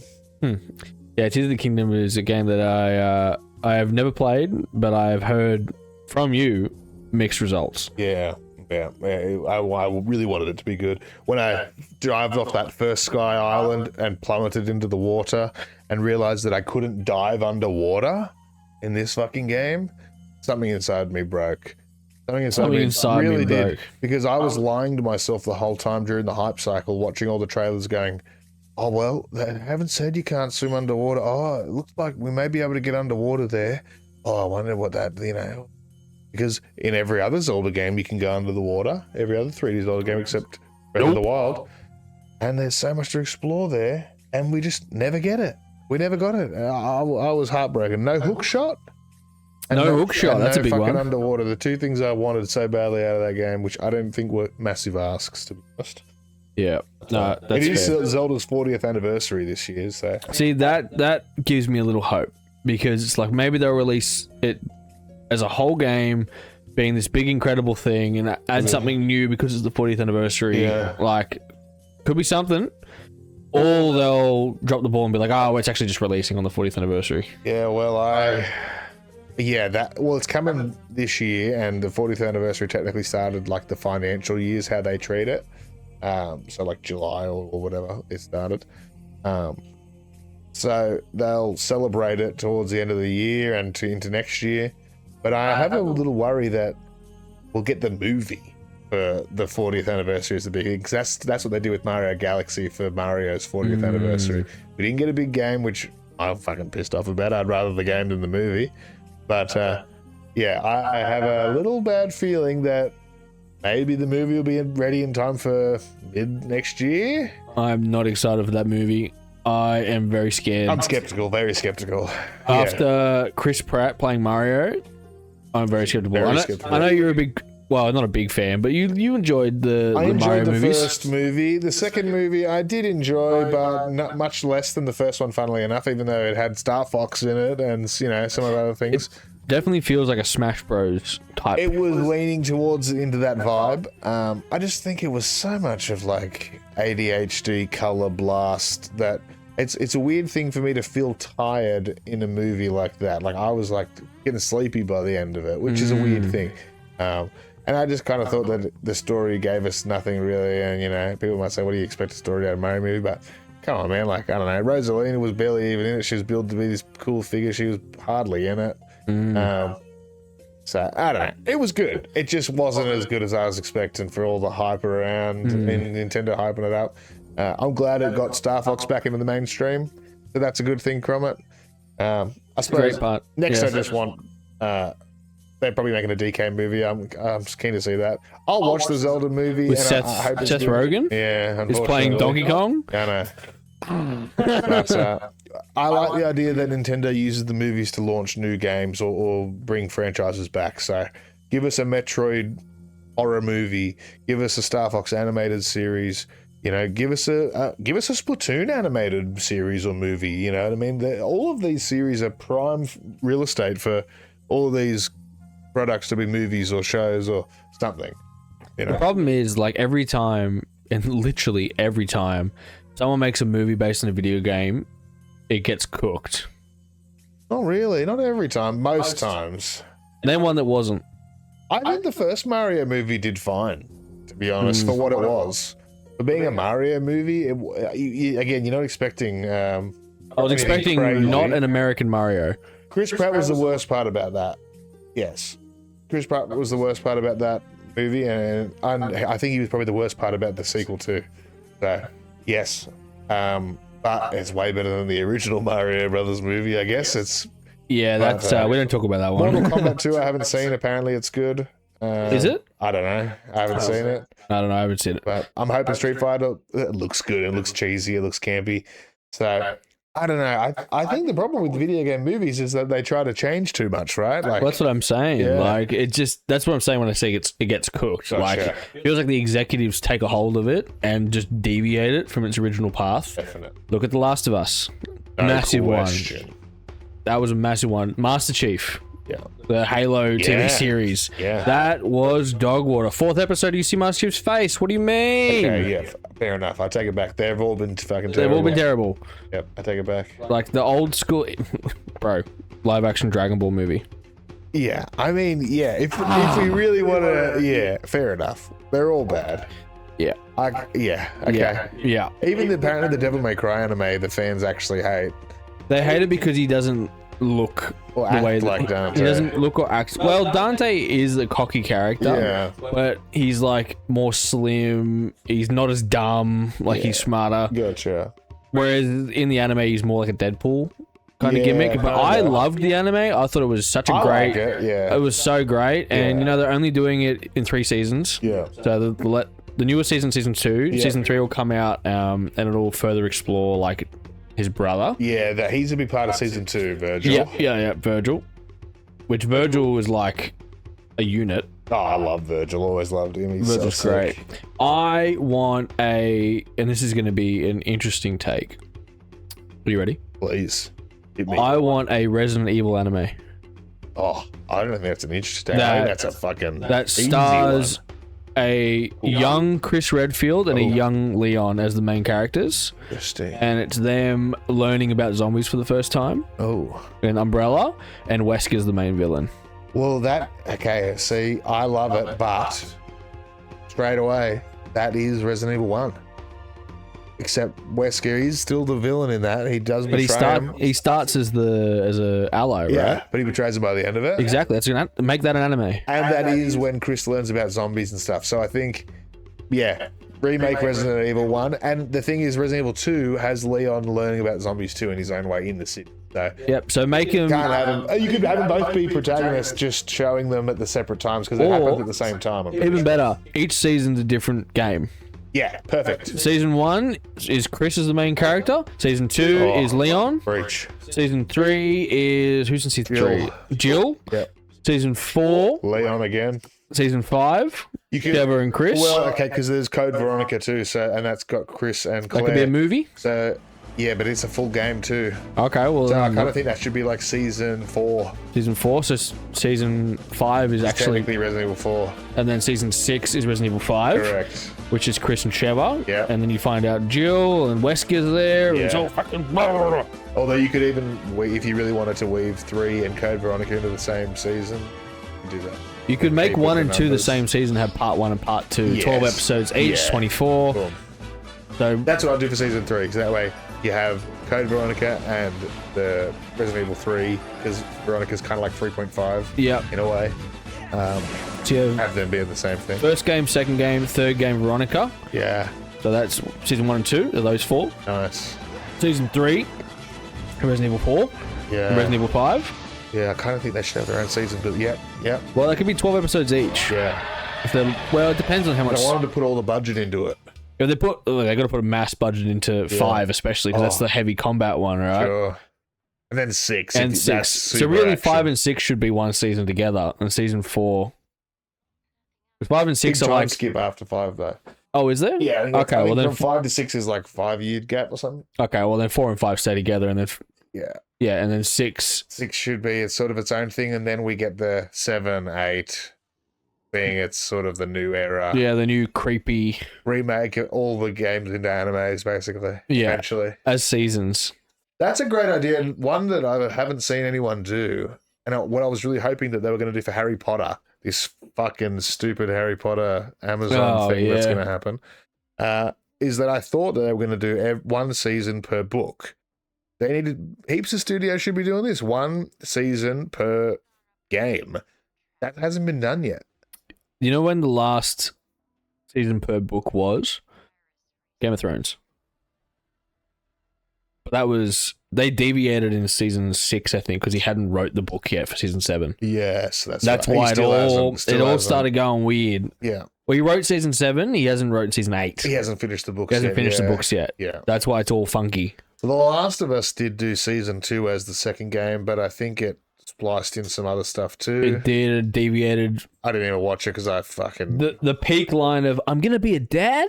Oh my god! I didn't. I didn't even watch the show, but when someone showed me that, I was like,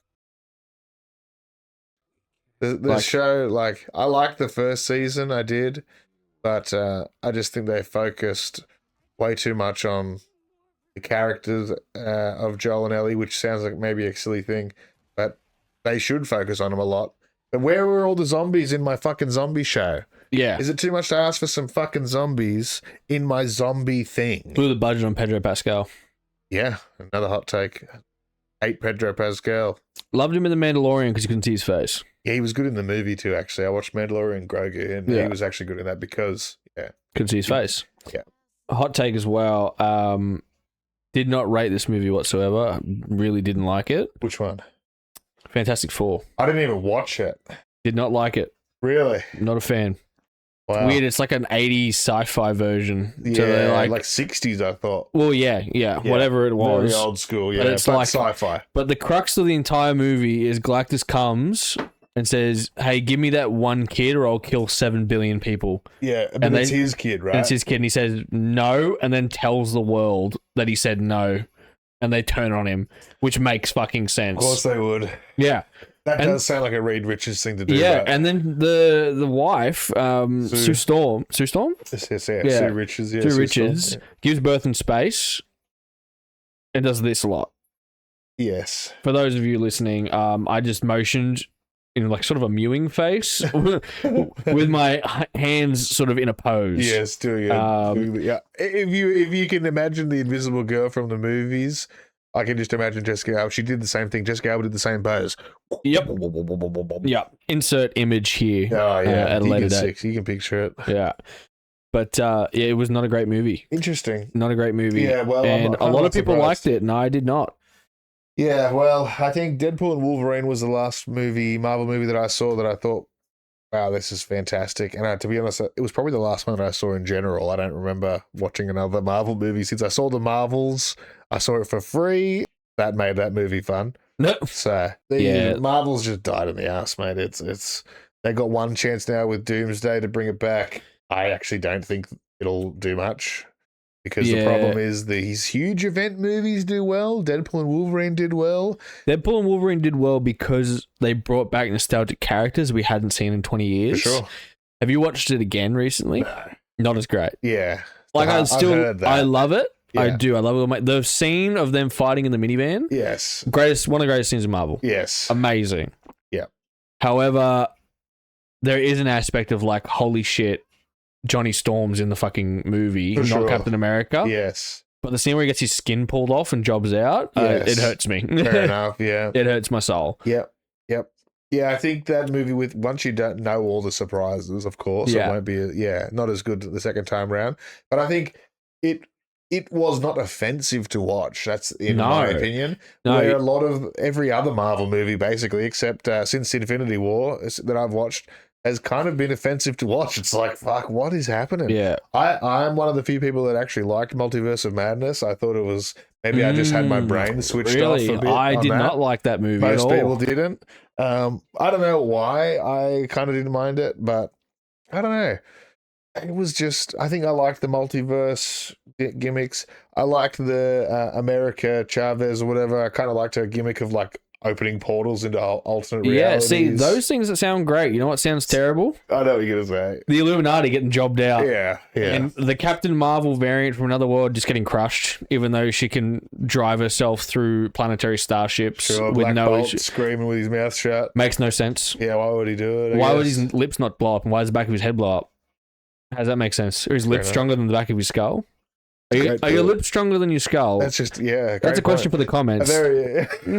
Is your lips stronger than your skull? Are your lips stronger than your skull? If so, Black Bolt's death makes no fucking sense. Yeah, that's a great point. Yeah. Also, him controlling a dead version of another entity of himself. Yeah, like Zombie Strange. As a Zombie Strange that somehow makes himself more powerful, but they don't really explain why it's more powerful. That didn't. I don't know if that made him more powerful. It was it was like the third eye that he got, the evil third eye. The terribly CGI'd third eye at the end of that movie that they just don't talk about again. Yes, it was terribly CGI'd. And who was his weird partner? Some old lady. I can't remember. It's like I think she was like some old actress. Yeah, that's probably going to offend someone out there. She was some lady. Oh, I blocked her out. And it was like some big deal to people, I guess, that she was there. And they just walk off as like cool hunters in the city. It's like, that was whack. I thought that was whack. But yeah. You know what else was whack? Wong and Abomination being bros. That's from which one? Was that from Multiverse of Madness? Was it? Yeah. Actually, no. Sorry, it was Shang-Chi. My bad. I thought so. But Wong, he references him because Shang-Chi came before Multiverse of Madness. Okay. I didn't watch that one.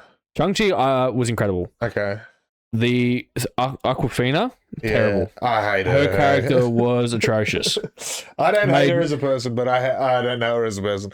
But God, anytime she pops up, I just go, oh God, you're so fucking annoying. Yeah, she was pretty cringe. Her character didn't really make much sense as to why she was there. But ScreenCheat, she's supposed to be annoying. That's like her gimmick. No, but like, look, you can be annoying, but to the point of me not wanting to watch the movie anymore is too far. That's right. Like, if you're annoying and you're a villain, you get beat up at the end. That's the payoff. That's right. If you're annoying and you're a hero, what's the payoff? Exactly. Me watching you get beat up by the villain and going, yes! Yeah, exactly. Why I shouldn't be happy to see you fail. Yeah, that's right. For That's sure. right. But sorry, in that movie, Wong and Abomination are bros. Yeah, right. And that makes no sense because Abomination This is bad. is Hulk's big bad, right? Sure.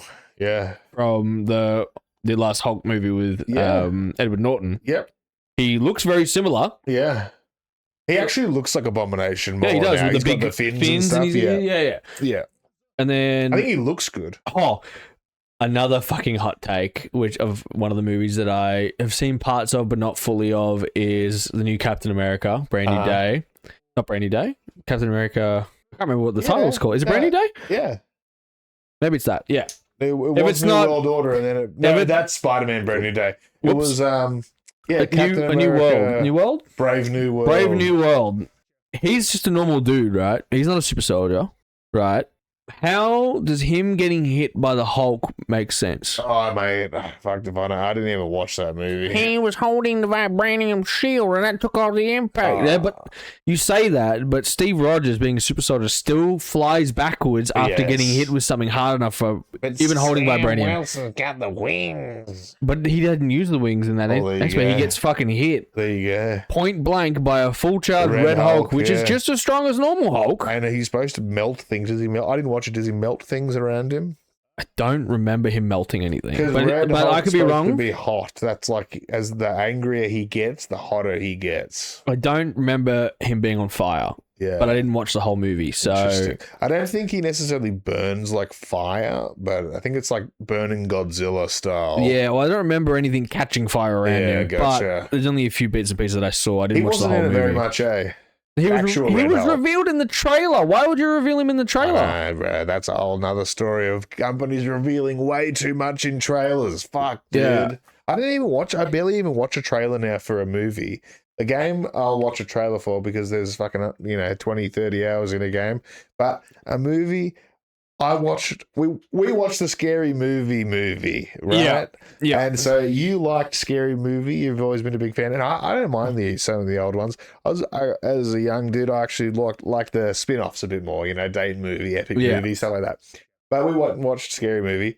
And I thought, fuck, it was pretty bad in my opinion. It was like, the thing about the trailers, I saw every funny thing in that movie in the trailer. Yeah. We watched, and I didn't watch 4 different Scary Movie trailers. You know what I mean? I wasn't hunting down the trailers. I just saw one that had played a couple times, and every joke in that trailer was the best jokes from the movie. Yep.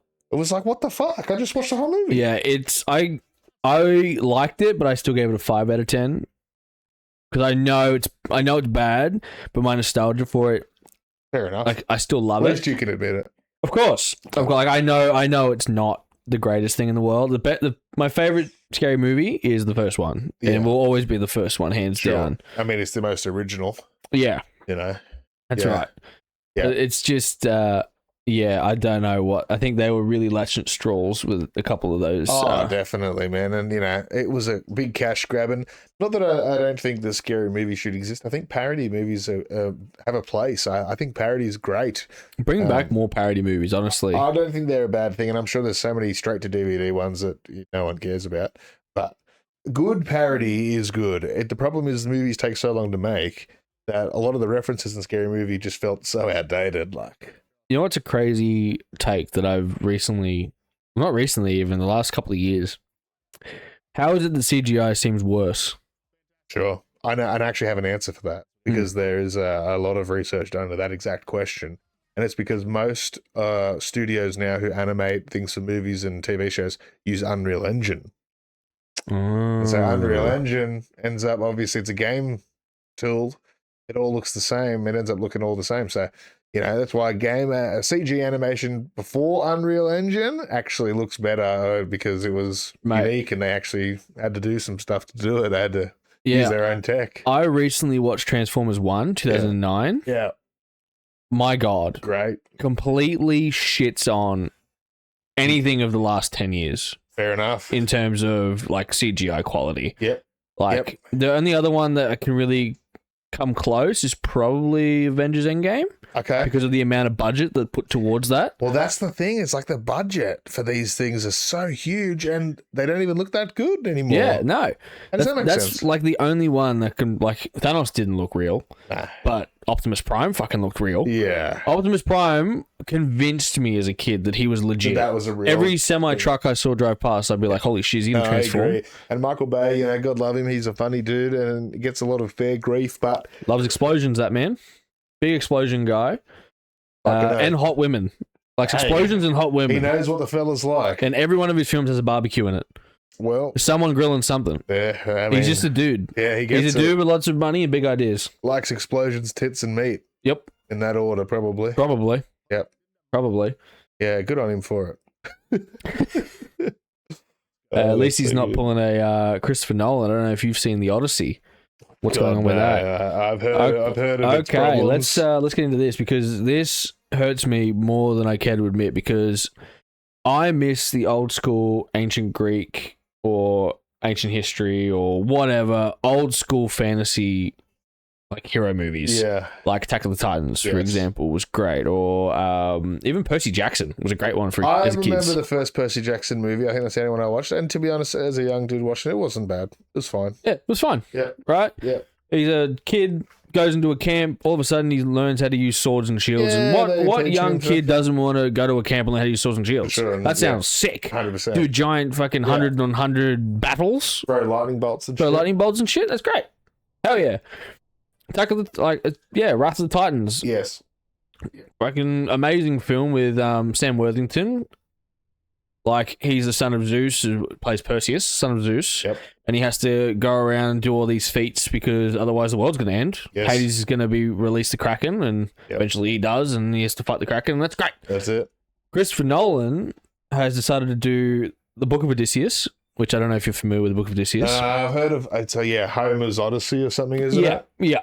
Yeah. That's correct. And it was like the tale of, I think it was like a 30-year quest. All I know is that 20-year quest. Homer gets cucked, basically. Well, that's true. yeah. He does get cucked. Yeah. It's pretty much the main story where a Cyclops shows up and he Gotcha. defeats a Cyclops. And Cyclops that's sort is of, really nice. I don't know if it's the first time we hear of a Cyclops in history or if it's one of the earlier times. It's Yeah. one of the main ones, essentially.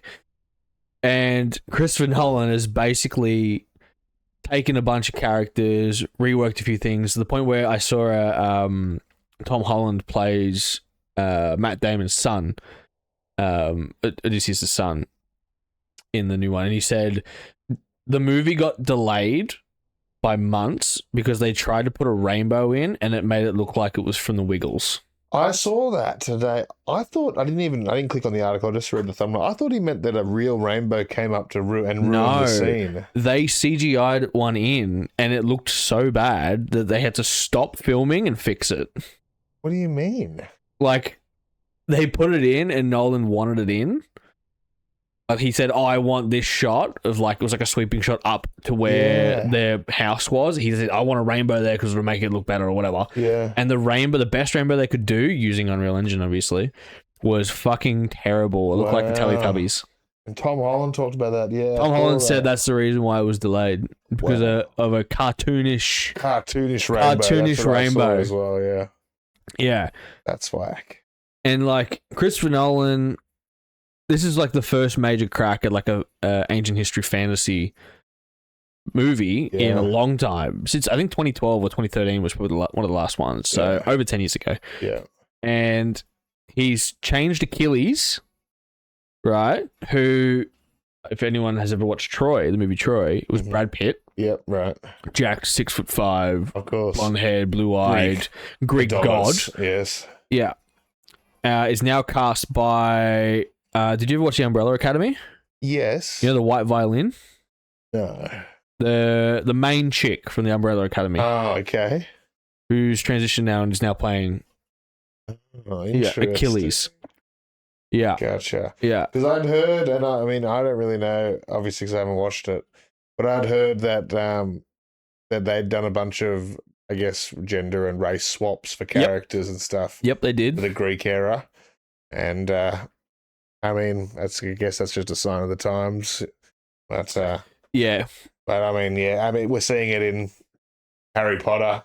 We're seeing, Snape having his race change, and that's a whole another discussion. Look, Snape, I having. think the only reason that Snape in everyone's mind looks the way that he does is because of Alan Rickman's work. 100%.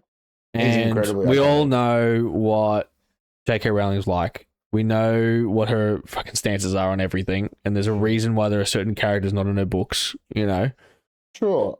But I don't think that's the same as making a character who quite literally, historically, is designed a specific way. 100%. Yeah. Written it that way. And not even written, known factually in history to look a way that he does. Oh, I see what you're saying. For Odyssey. Yeah, for Odyssey. Yeah. But factually, sure. In actual history, look a specific way. And to change that, because of the times we're in now, is stupid. Yeah. And like, the person that they've chosen, they're a great actor, nothing against them at all.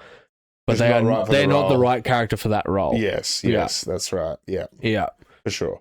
And I think that's, the idea that that's controversial is really stupid. It is stupid. Because I think that is the point of acting, right? Is that there are people that are suited for different roles. And I guess you could say that this is Christopher Nolan's artistic, take on the story, and like I guess it's not even like Hamilton, where the whole thing is like purposefully race swapped, right? Like, I think that was kind of the point of that play, was to have all of these historically white characters played by black actors. Where I don't think it's like that, right? It's not like every character is that way. Not every character. No, there are some characters that are race swapped, some characters that are like, I didn't get it then. Why identity swapped, I guess you'd call it.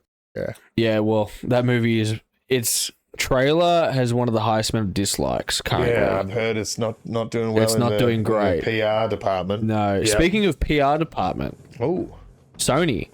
Okay. Had a recent, after days and days and days of no contact whatsoever after their no disc claim. They put something up. They put something up. They said, important update, news on physical discs for new games. News on the PlayStation Store for PS3 and PS Vita. Yeah. So they recently come out saying news about disc games. And then they got community noted for that. Yes. So they got community noted for that, saying the community notes reads, from the Insomniac leak, PlayStation's own single-player games make up of 60 to 77% of sales on PlayStation. So not even multiplayer. Right. So yeah, that was... it's so funny that got that, but nothing about physical games got... Good community noted. And then it says, in the physical decline argument is being padded by categories that have a physical to begin with. Collectors are right to call foul.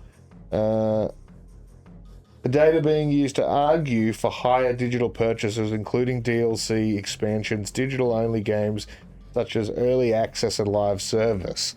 So, in this 80% digital figure, and you were right, bro. You said this. I said this in the last podcast. Sony are skewing the numbers by including games that are only accessible on digital, including DLCs. Fortnite, for example. Things on PlayStation Plus. Things on PlayStation Plus that you can only get on PlayStation Plus. For sure, that are like free and included. You don't pay anything for it. That's right. Yeah. That's all included in this, digital versus disc. No, you need to only use games that are available on both from the start and see how many people bought disc and how many people bought it digitally. I don't disagree that digital is probably higher, but I don't think it's 80-20. I think it's probably 60-40. Probably. And it's a way more accurate representation of the gaming industry right now, because I know for a fact, 10 people that have the same game. For a fact, more than 4 of them have discs. Yes. Yeah, for sure. I think the discs... it's interesting because I kind of flip-flop on this point until this news came out. Because I kind of feel like maybe heaps of players are playing digitally and they don't care about discs, but...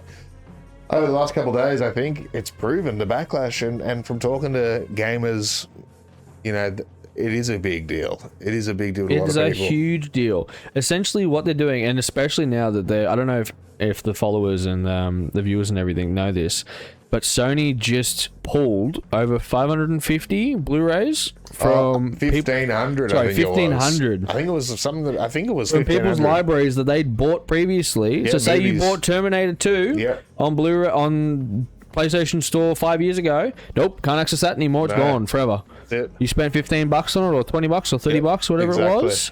Nope, sure didn't. Bye bye. And I really do believe this, that some countries are not going to take this line down. Australia is one of them. We've got one of the consumer law. We've got one of fighting the back. highest consumer laws in the world. Yeah, I really think that that's going to come back and bite them in the ass something fierce. Not only is it that I feel it's a crime to remove something that somebody's bought because, oh, we don't have, like, whatever their reason is. I'm sure it's something to do with server space. But for them to just remove it after you've paid money and not refund you or not credit you or something. Something at all. Like, at least put credit into your wallet. Even if it's half the amount that you paid for it because it's over a certain amount of time. So say you buy, like, The Witcher 4, right? Whenever that'll come out. You buy The Witcher 4 for $100, let's say. 15 years later, they say, right, we're pulling it from the stores, we don't have the server space. Here's $50 back into your wallet. We're not going to give you the whole refund, but we give you half and you can spend it whenever you want. I think better than nothing. I'd hate it, but I would accept it. It's something. Instead of just being cold turkey, nah. See you later, we're getting rid of this because you're only leasing it, you don't own it. Exactly. And now there's a huge movement, and say it with me, ladies and gentlemen. If owning, Buying if buying isn't owning, then piracy is not stealing.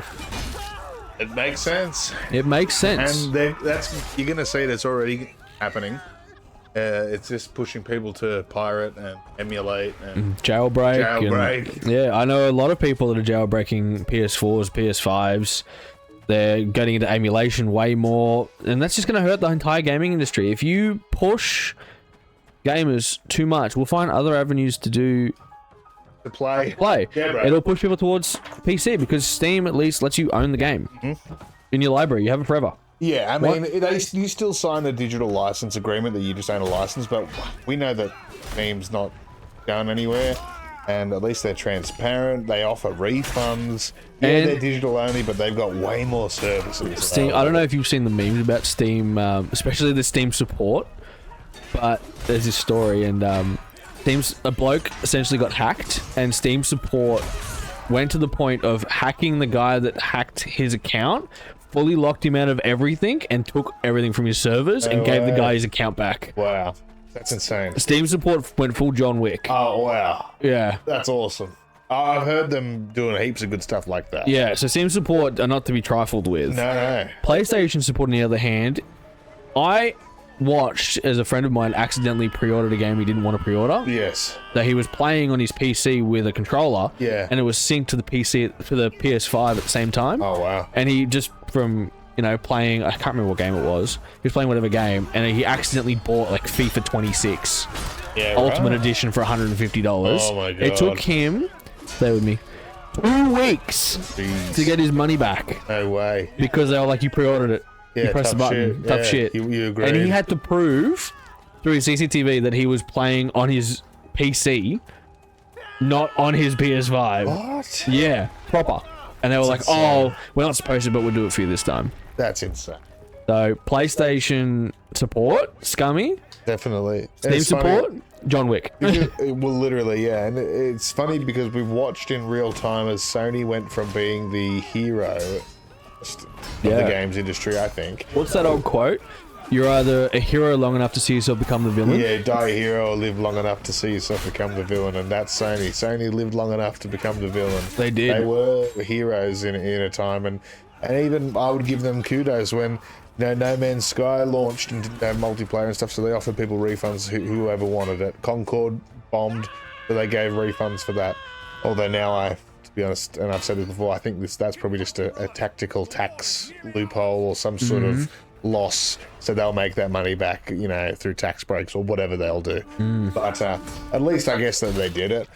But now that's not enough, you know. If they want to do this whole digital only market, then they are competing directly with PC and with Steam, and if you're going to charge the price of what a PS6 will be, which will be probably $2,000 Australian, so maybe $2,000 US, who knows? Fuck it, buy a PC. It's pointless. Yeah, well, our PCs are, you know, around that price, and they're good enough to last the next fucking 10 years. Yeah, what do I need a PS6 for? Swap a part out here and there, that's fine. And I like console gaming. I want to just sit on the couch and play on a good console, you know what I mean?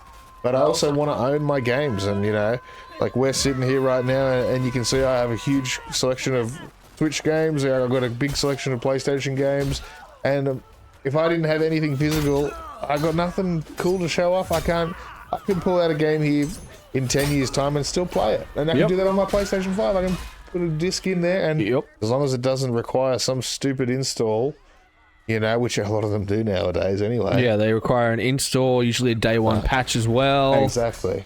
Like, and we're getting to the point now where games are over 100 gig on average. Yeah. On average.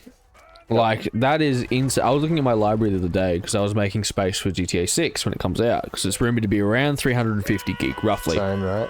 Which is insane, but like, everyone kind of expected it because they were pretty transparent about how big the game was going to be over the course of its development. If any game was going to do it, it would be that. That's right. So, but a game that I didn't expect to be almost that lives 248 gig. Call of Duty. Oh, yeah. Deleted that instantaneously. Yeah, Ghost of Yotai, 110 gig. Yep. Yeah. Fortnite, 117. That sounds about right. Yeah. But how?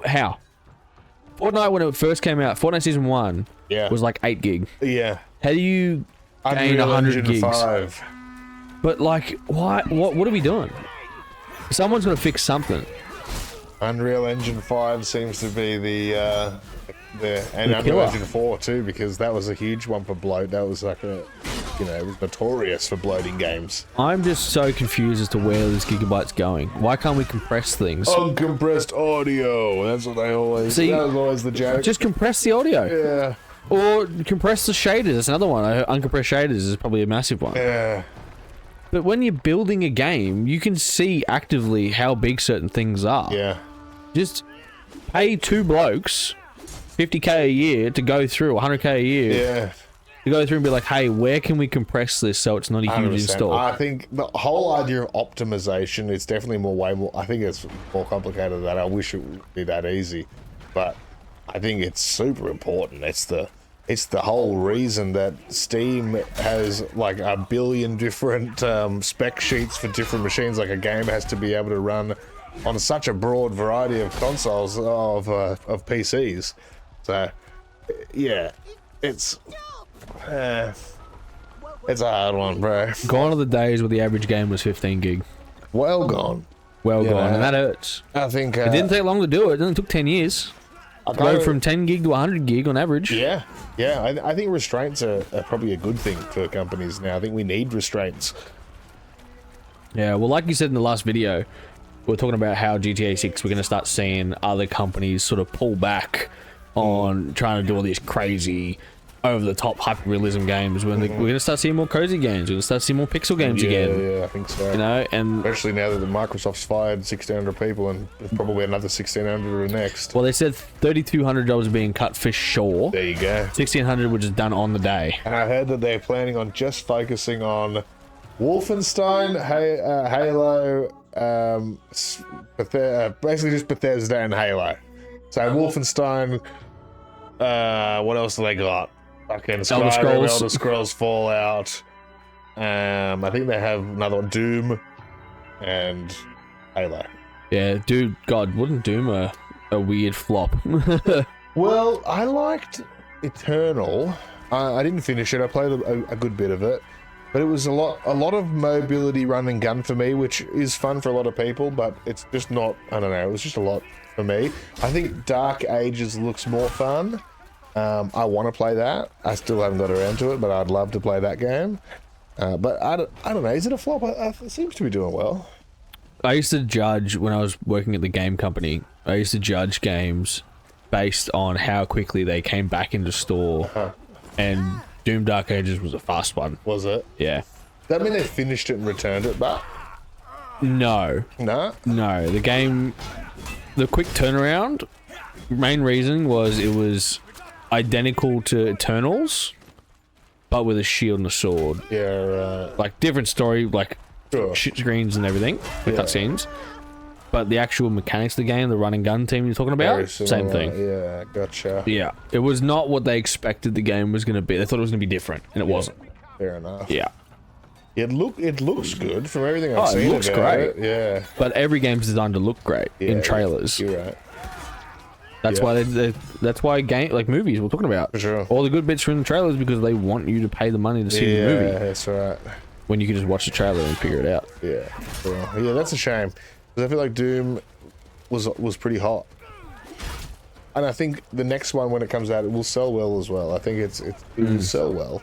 I actually liked Wolfenstein, not the newest one with the two chicks, the main ones, Wolfenstein 1 and 2. Yeah. That were great games. I thought they were really, really fun. I'd like to see a good new Wolfenstein game.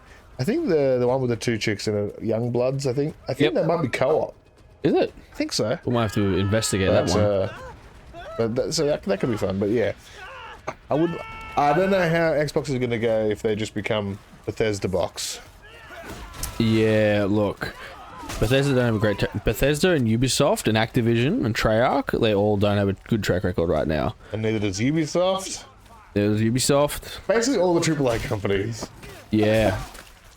Yeah, except like Baldur's Gate 3 with Larry and that was phenomenal. Well I think FromSoft is doing great work right now. Is beloved. I think like Death Stranding's team of Kojima Productions today. Kojima, I think he's beloved. I don't think. See, that's such a weird one because I cannot stand those games. That's fine. I just think the developer is loved. People might not like Death Stranding, but people will always want to see what he did Kojima's Metal up to Gear, next. didn't he? Yeah. Yeah. And he did PT. What's PT?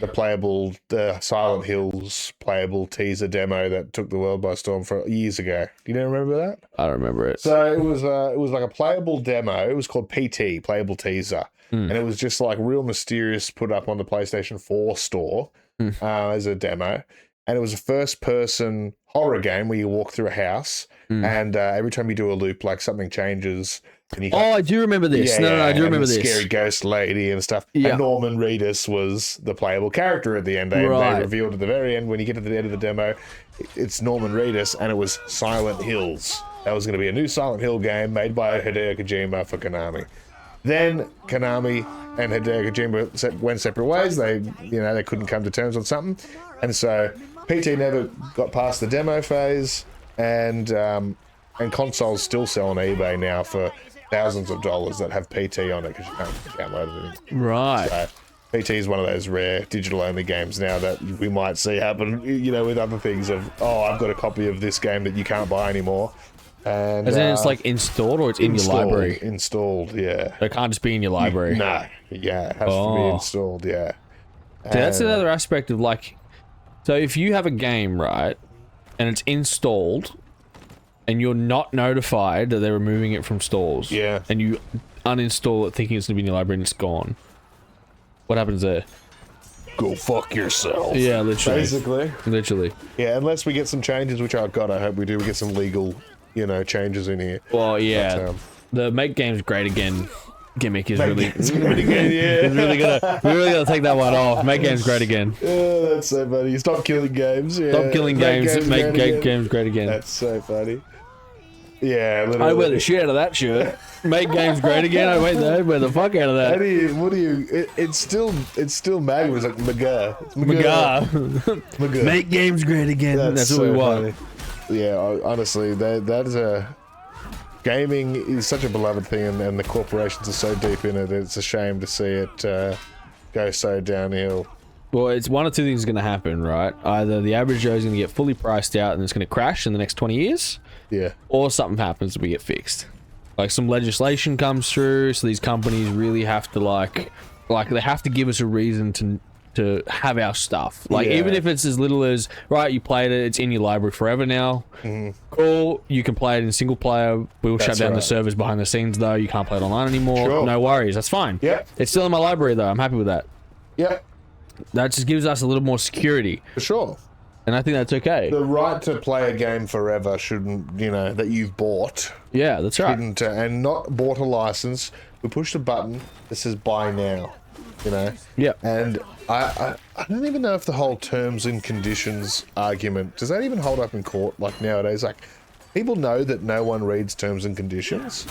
So how do we, like, who really sits there and reads terms and conditions? Only people who are fluent in law or whatever, you know what I mean? They might Please, sit let there us know in and the do that. comments if you actually You ever read them? read the terms and conditions, and if so, please give us a list of some of the things that are in them, because Yeah. I don't read them. And also tell us about how great you're doing in life. Clearly you're doing very well in life. And if you're not because doing well at life, then why not? You read the terms and conditions. you've read the terms and conditions. What are you doing? Get better. Yeah, exactly. That's right. But like, if people know that, and companies know that we don't read the terms and conditions, they can just put whatever they want in there. Surely that also They could means literally put in, if you try to contact us, we take your firstborn child. There's nothing you can do about it. Haha, terms and conditions. Disney already did that. Didn't they do that once where a guy, he got a Disney Plus subscription and then fell over at Disneyland and tried to sue them, and they said, you subscribe to Disney Plus, you can never sue us ever. Correct.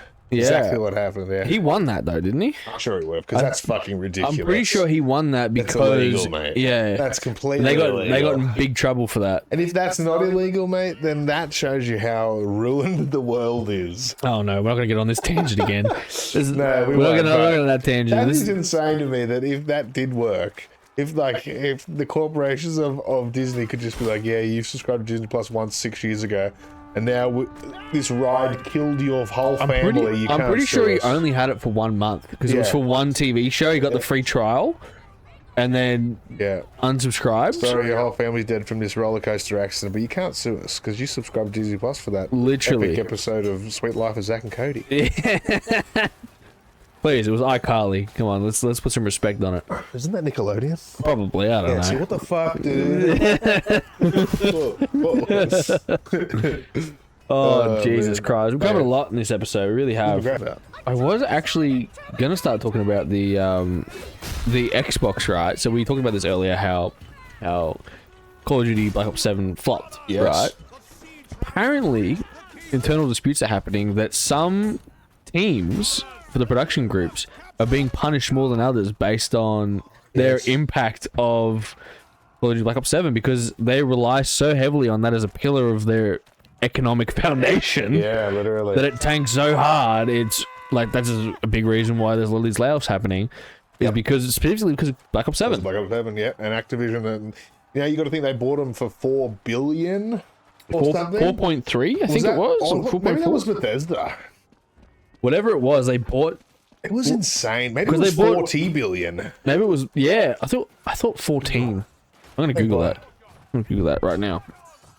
I got my phone. I got my phone. We'll do this. What did we get? How much do they? Because if Activision was bought for, because I'm pretty sure Bethesda was 4 billion, which is still an insane number for that fucking studio. So what are we looking for? Bethesda. Yeah, let's get Bethesda first. How much did Microsoft buy Bethesda for? 7.5 billion That's insane. Okay, and now what for about? Bethesda, and this is at a time where Bethesda was post Skyrim.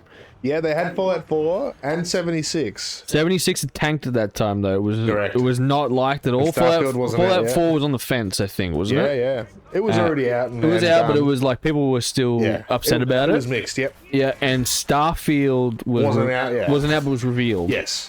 Yeah, and people were on the fence about that, but excited, like we were. Excited, yeah. And so they bought them for 7.5 billion. I bet you they lost fucking money on that. Heaps.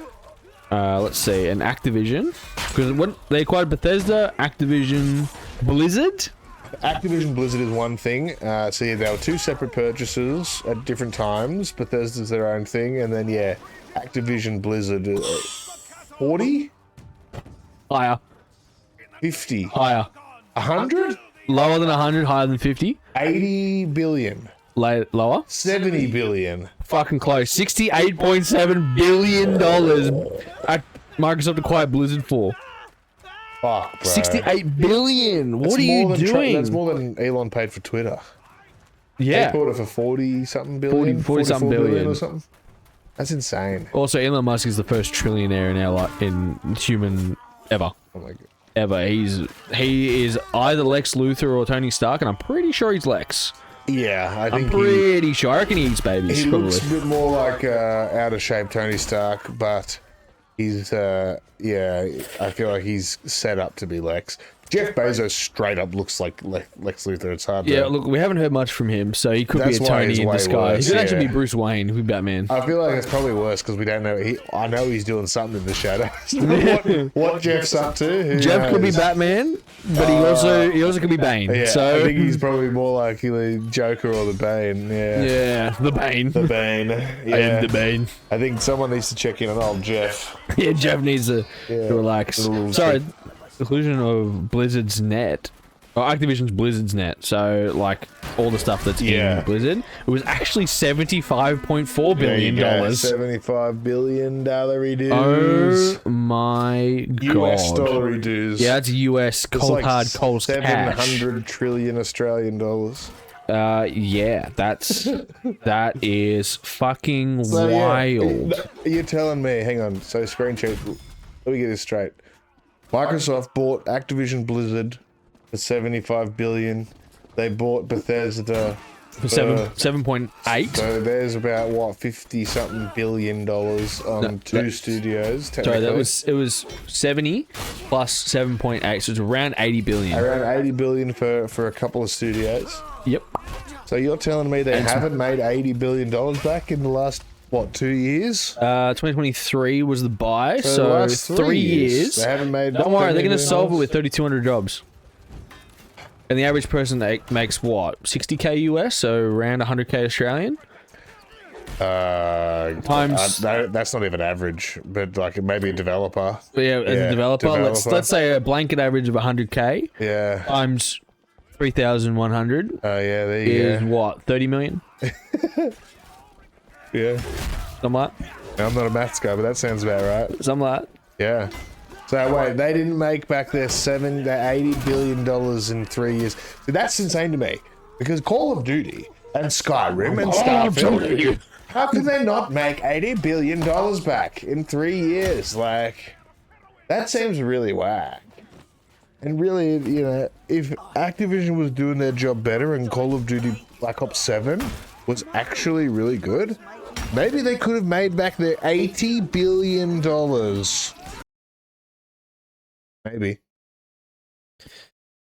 I'm just looking up the Black Ops 6 total sales revenue. This Black Ops 6, right, was the most successful. We said this earlier. And this is after they took over. Most successful Call of Duty, right? How much money do you think they made from the most successful Call of Duty? 100 mil? 1 billion.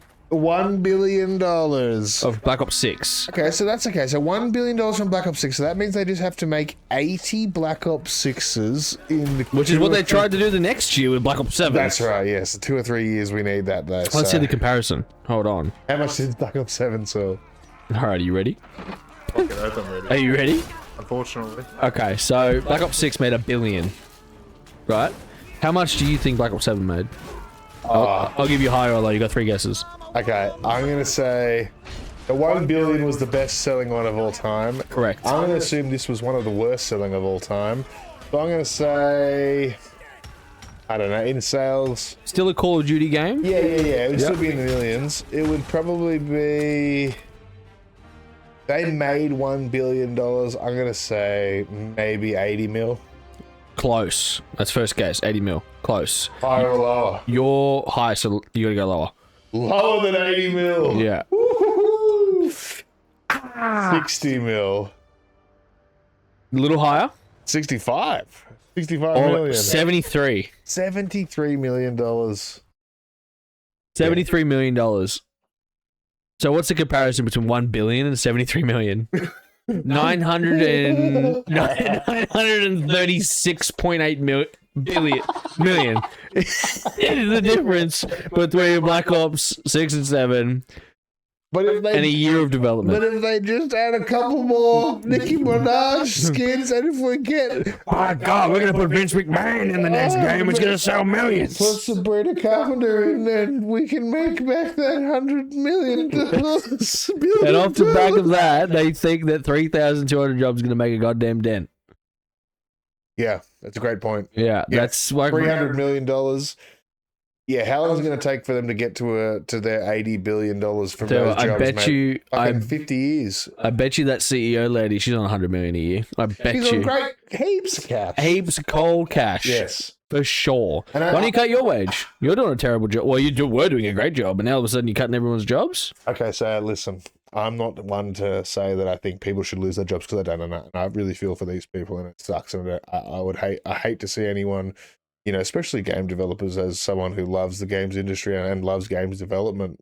I hate to see somebody lose their job.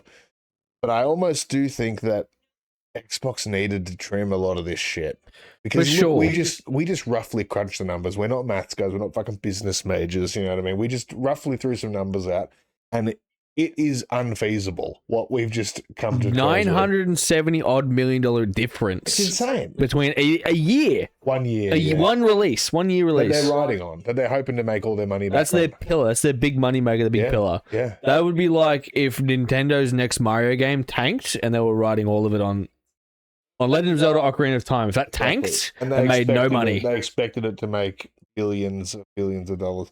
You know what? It makes billions of dollars. GTA, and that's about it. GTA made $3 billion in 2 days. Call of Duty made $1 billion, and that's insane, guys. Can we just I think I've become desensitized, and I think our culture has become desensitized to what billion with a B actually means, and to the point that I can't even really fathom what the trillionaire even is.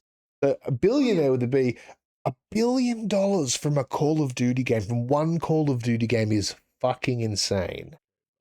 Let's put this in comparison, right?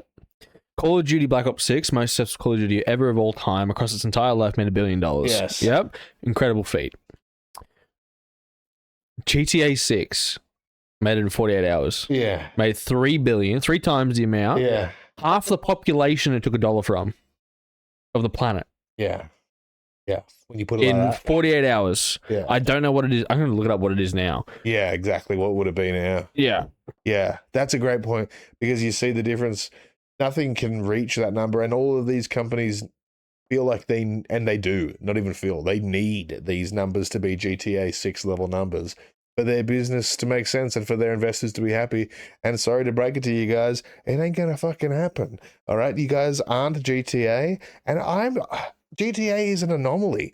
I'm shocked that GTA is so popular, and I get it, but it's fucking insane that GTA is so popular. It's taken over the whole world, and of course everyone wants their own version of that, but it doesn't work that way. You can't just force that. Call of Duty is the closest thing you've got, aside from maybe Fortnite and GTA, to being like your huge social multiplayer game moneymaker, and clearly they bit off more than they can chew, and $1 billion for 1 year wasn't good enough. So clearly the whole thing needs to be restructured then. If that cool $1 billion from one game isn't enough to keep you guys going, you fucked up. Okay, so currently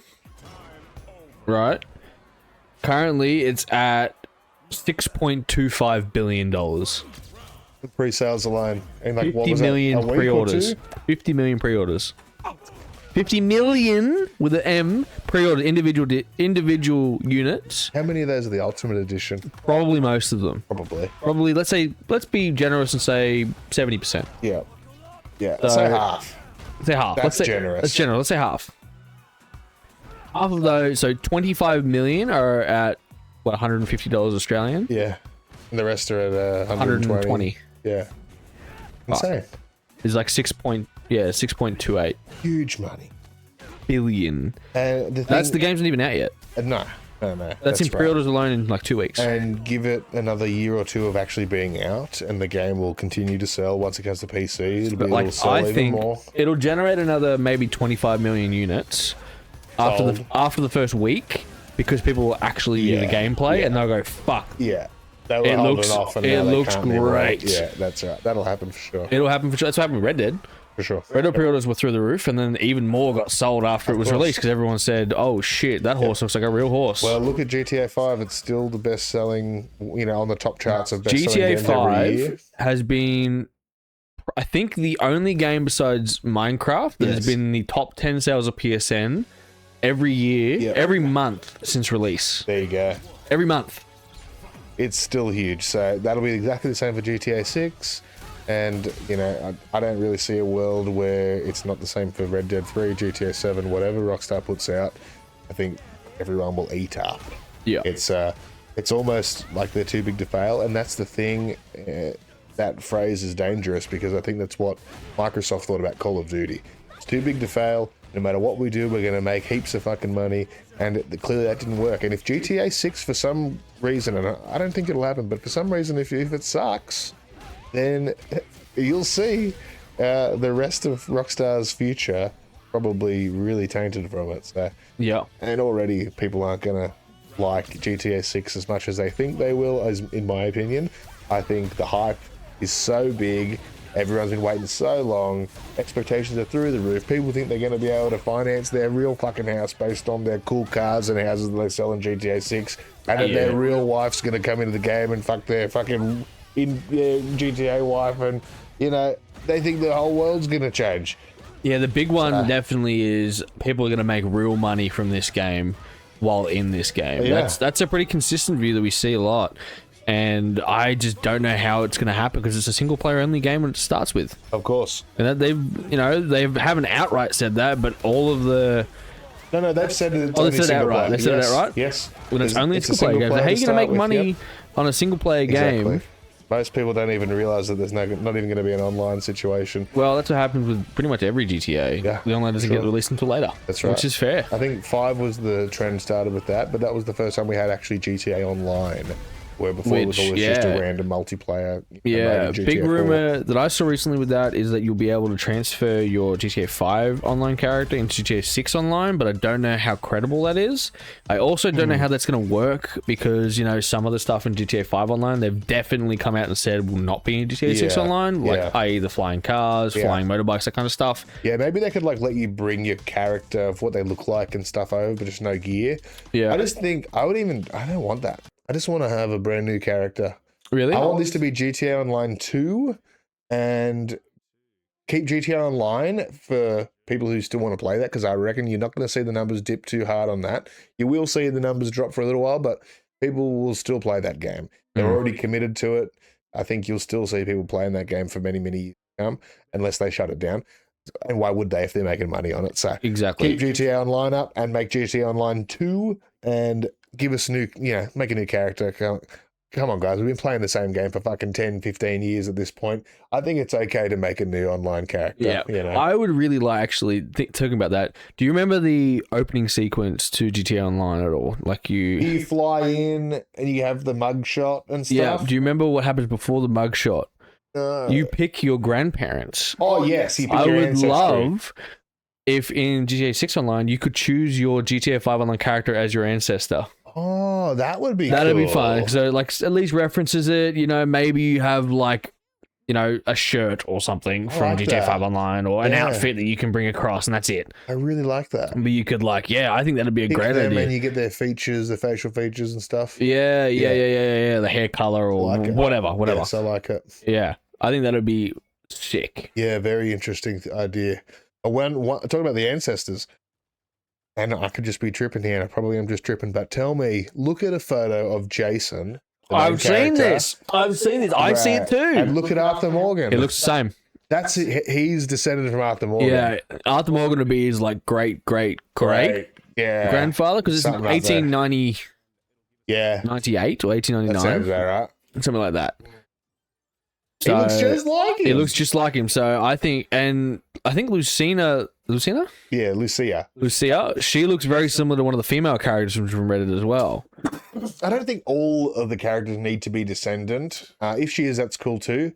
But I see the resemblance so clearly, Jason, and I could just be projecting, or No, it's been a God, he huge looks thing. like I've been him, seeing it eh? online everywhere. Yeah, he looks Yeah. like him. The face structure's there, and they did the ancestry thing with GTA Online, so it's already built into the system. So they That's need to right. bring back the ancestry. It was very unique. Yeah, Ancestry, I think, is a huge thing, especially if you can import your GTA Online character. That's a really cool idea. That's yeah. great. Yeah. I think that'd be awesome. Yeah, and maybe even if you do import a character, maybe they give you like a little bit extra money.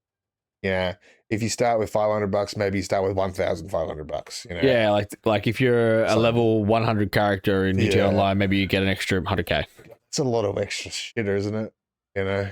Well, it rewards you for playing the previous It game, does. and I think that's good. I think Yeah, that no, that's fair. that having an incentive, like we said before earlier in the podcast when we were talking about how platinums should, you know, make a difference. It should do something. Yeah. So, you know, I've put 3,500 hours into GTA Online over the course of its life. I'm not even joking. I believe Between you. Yeah. PS3, PS4, and PS5, I think I've got around 3,200 hours total. Insane. And I'm level like raw, not cheating, 460 or something crazy. Wow. I've got everything in the game you can buy. Like, I should be rewarded for that time. Sure, no, that's fair. To I put agree. towards, I agree. yeah.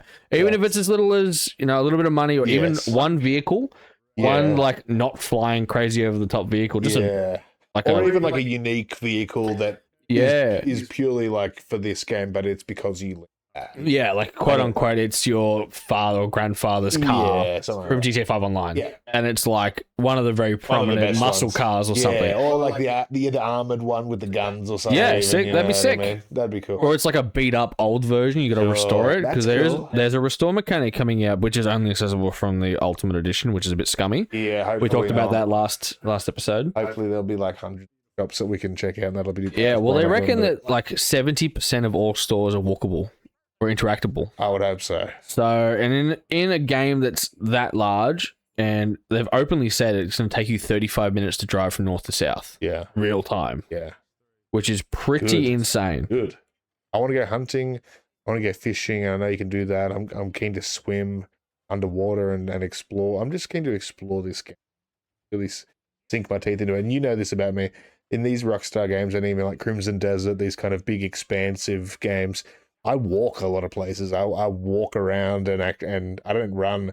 I like walk through the towns in Red Dead 2 and talk to people the way you have that greet and praise and insult mechanic. You know, that'll come to GTA 6, I'm sure. Yeah. And if it doesn't, that'll be really disappointing because that was so much fun, just being able to insult or praise, and it felt natural. It felt organic every time you would do it.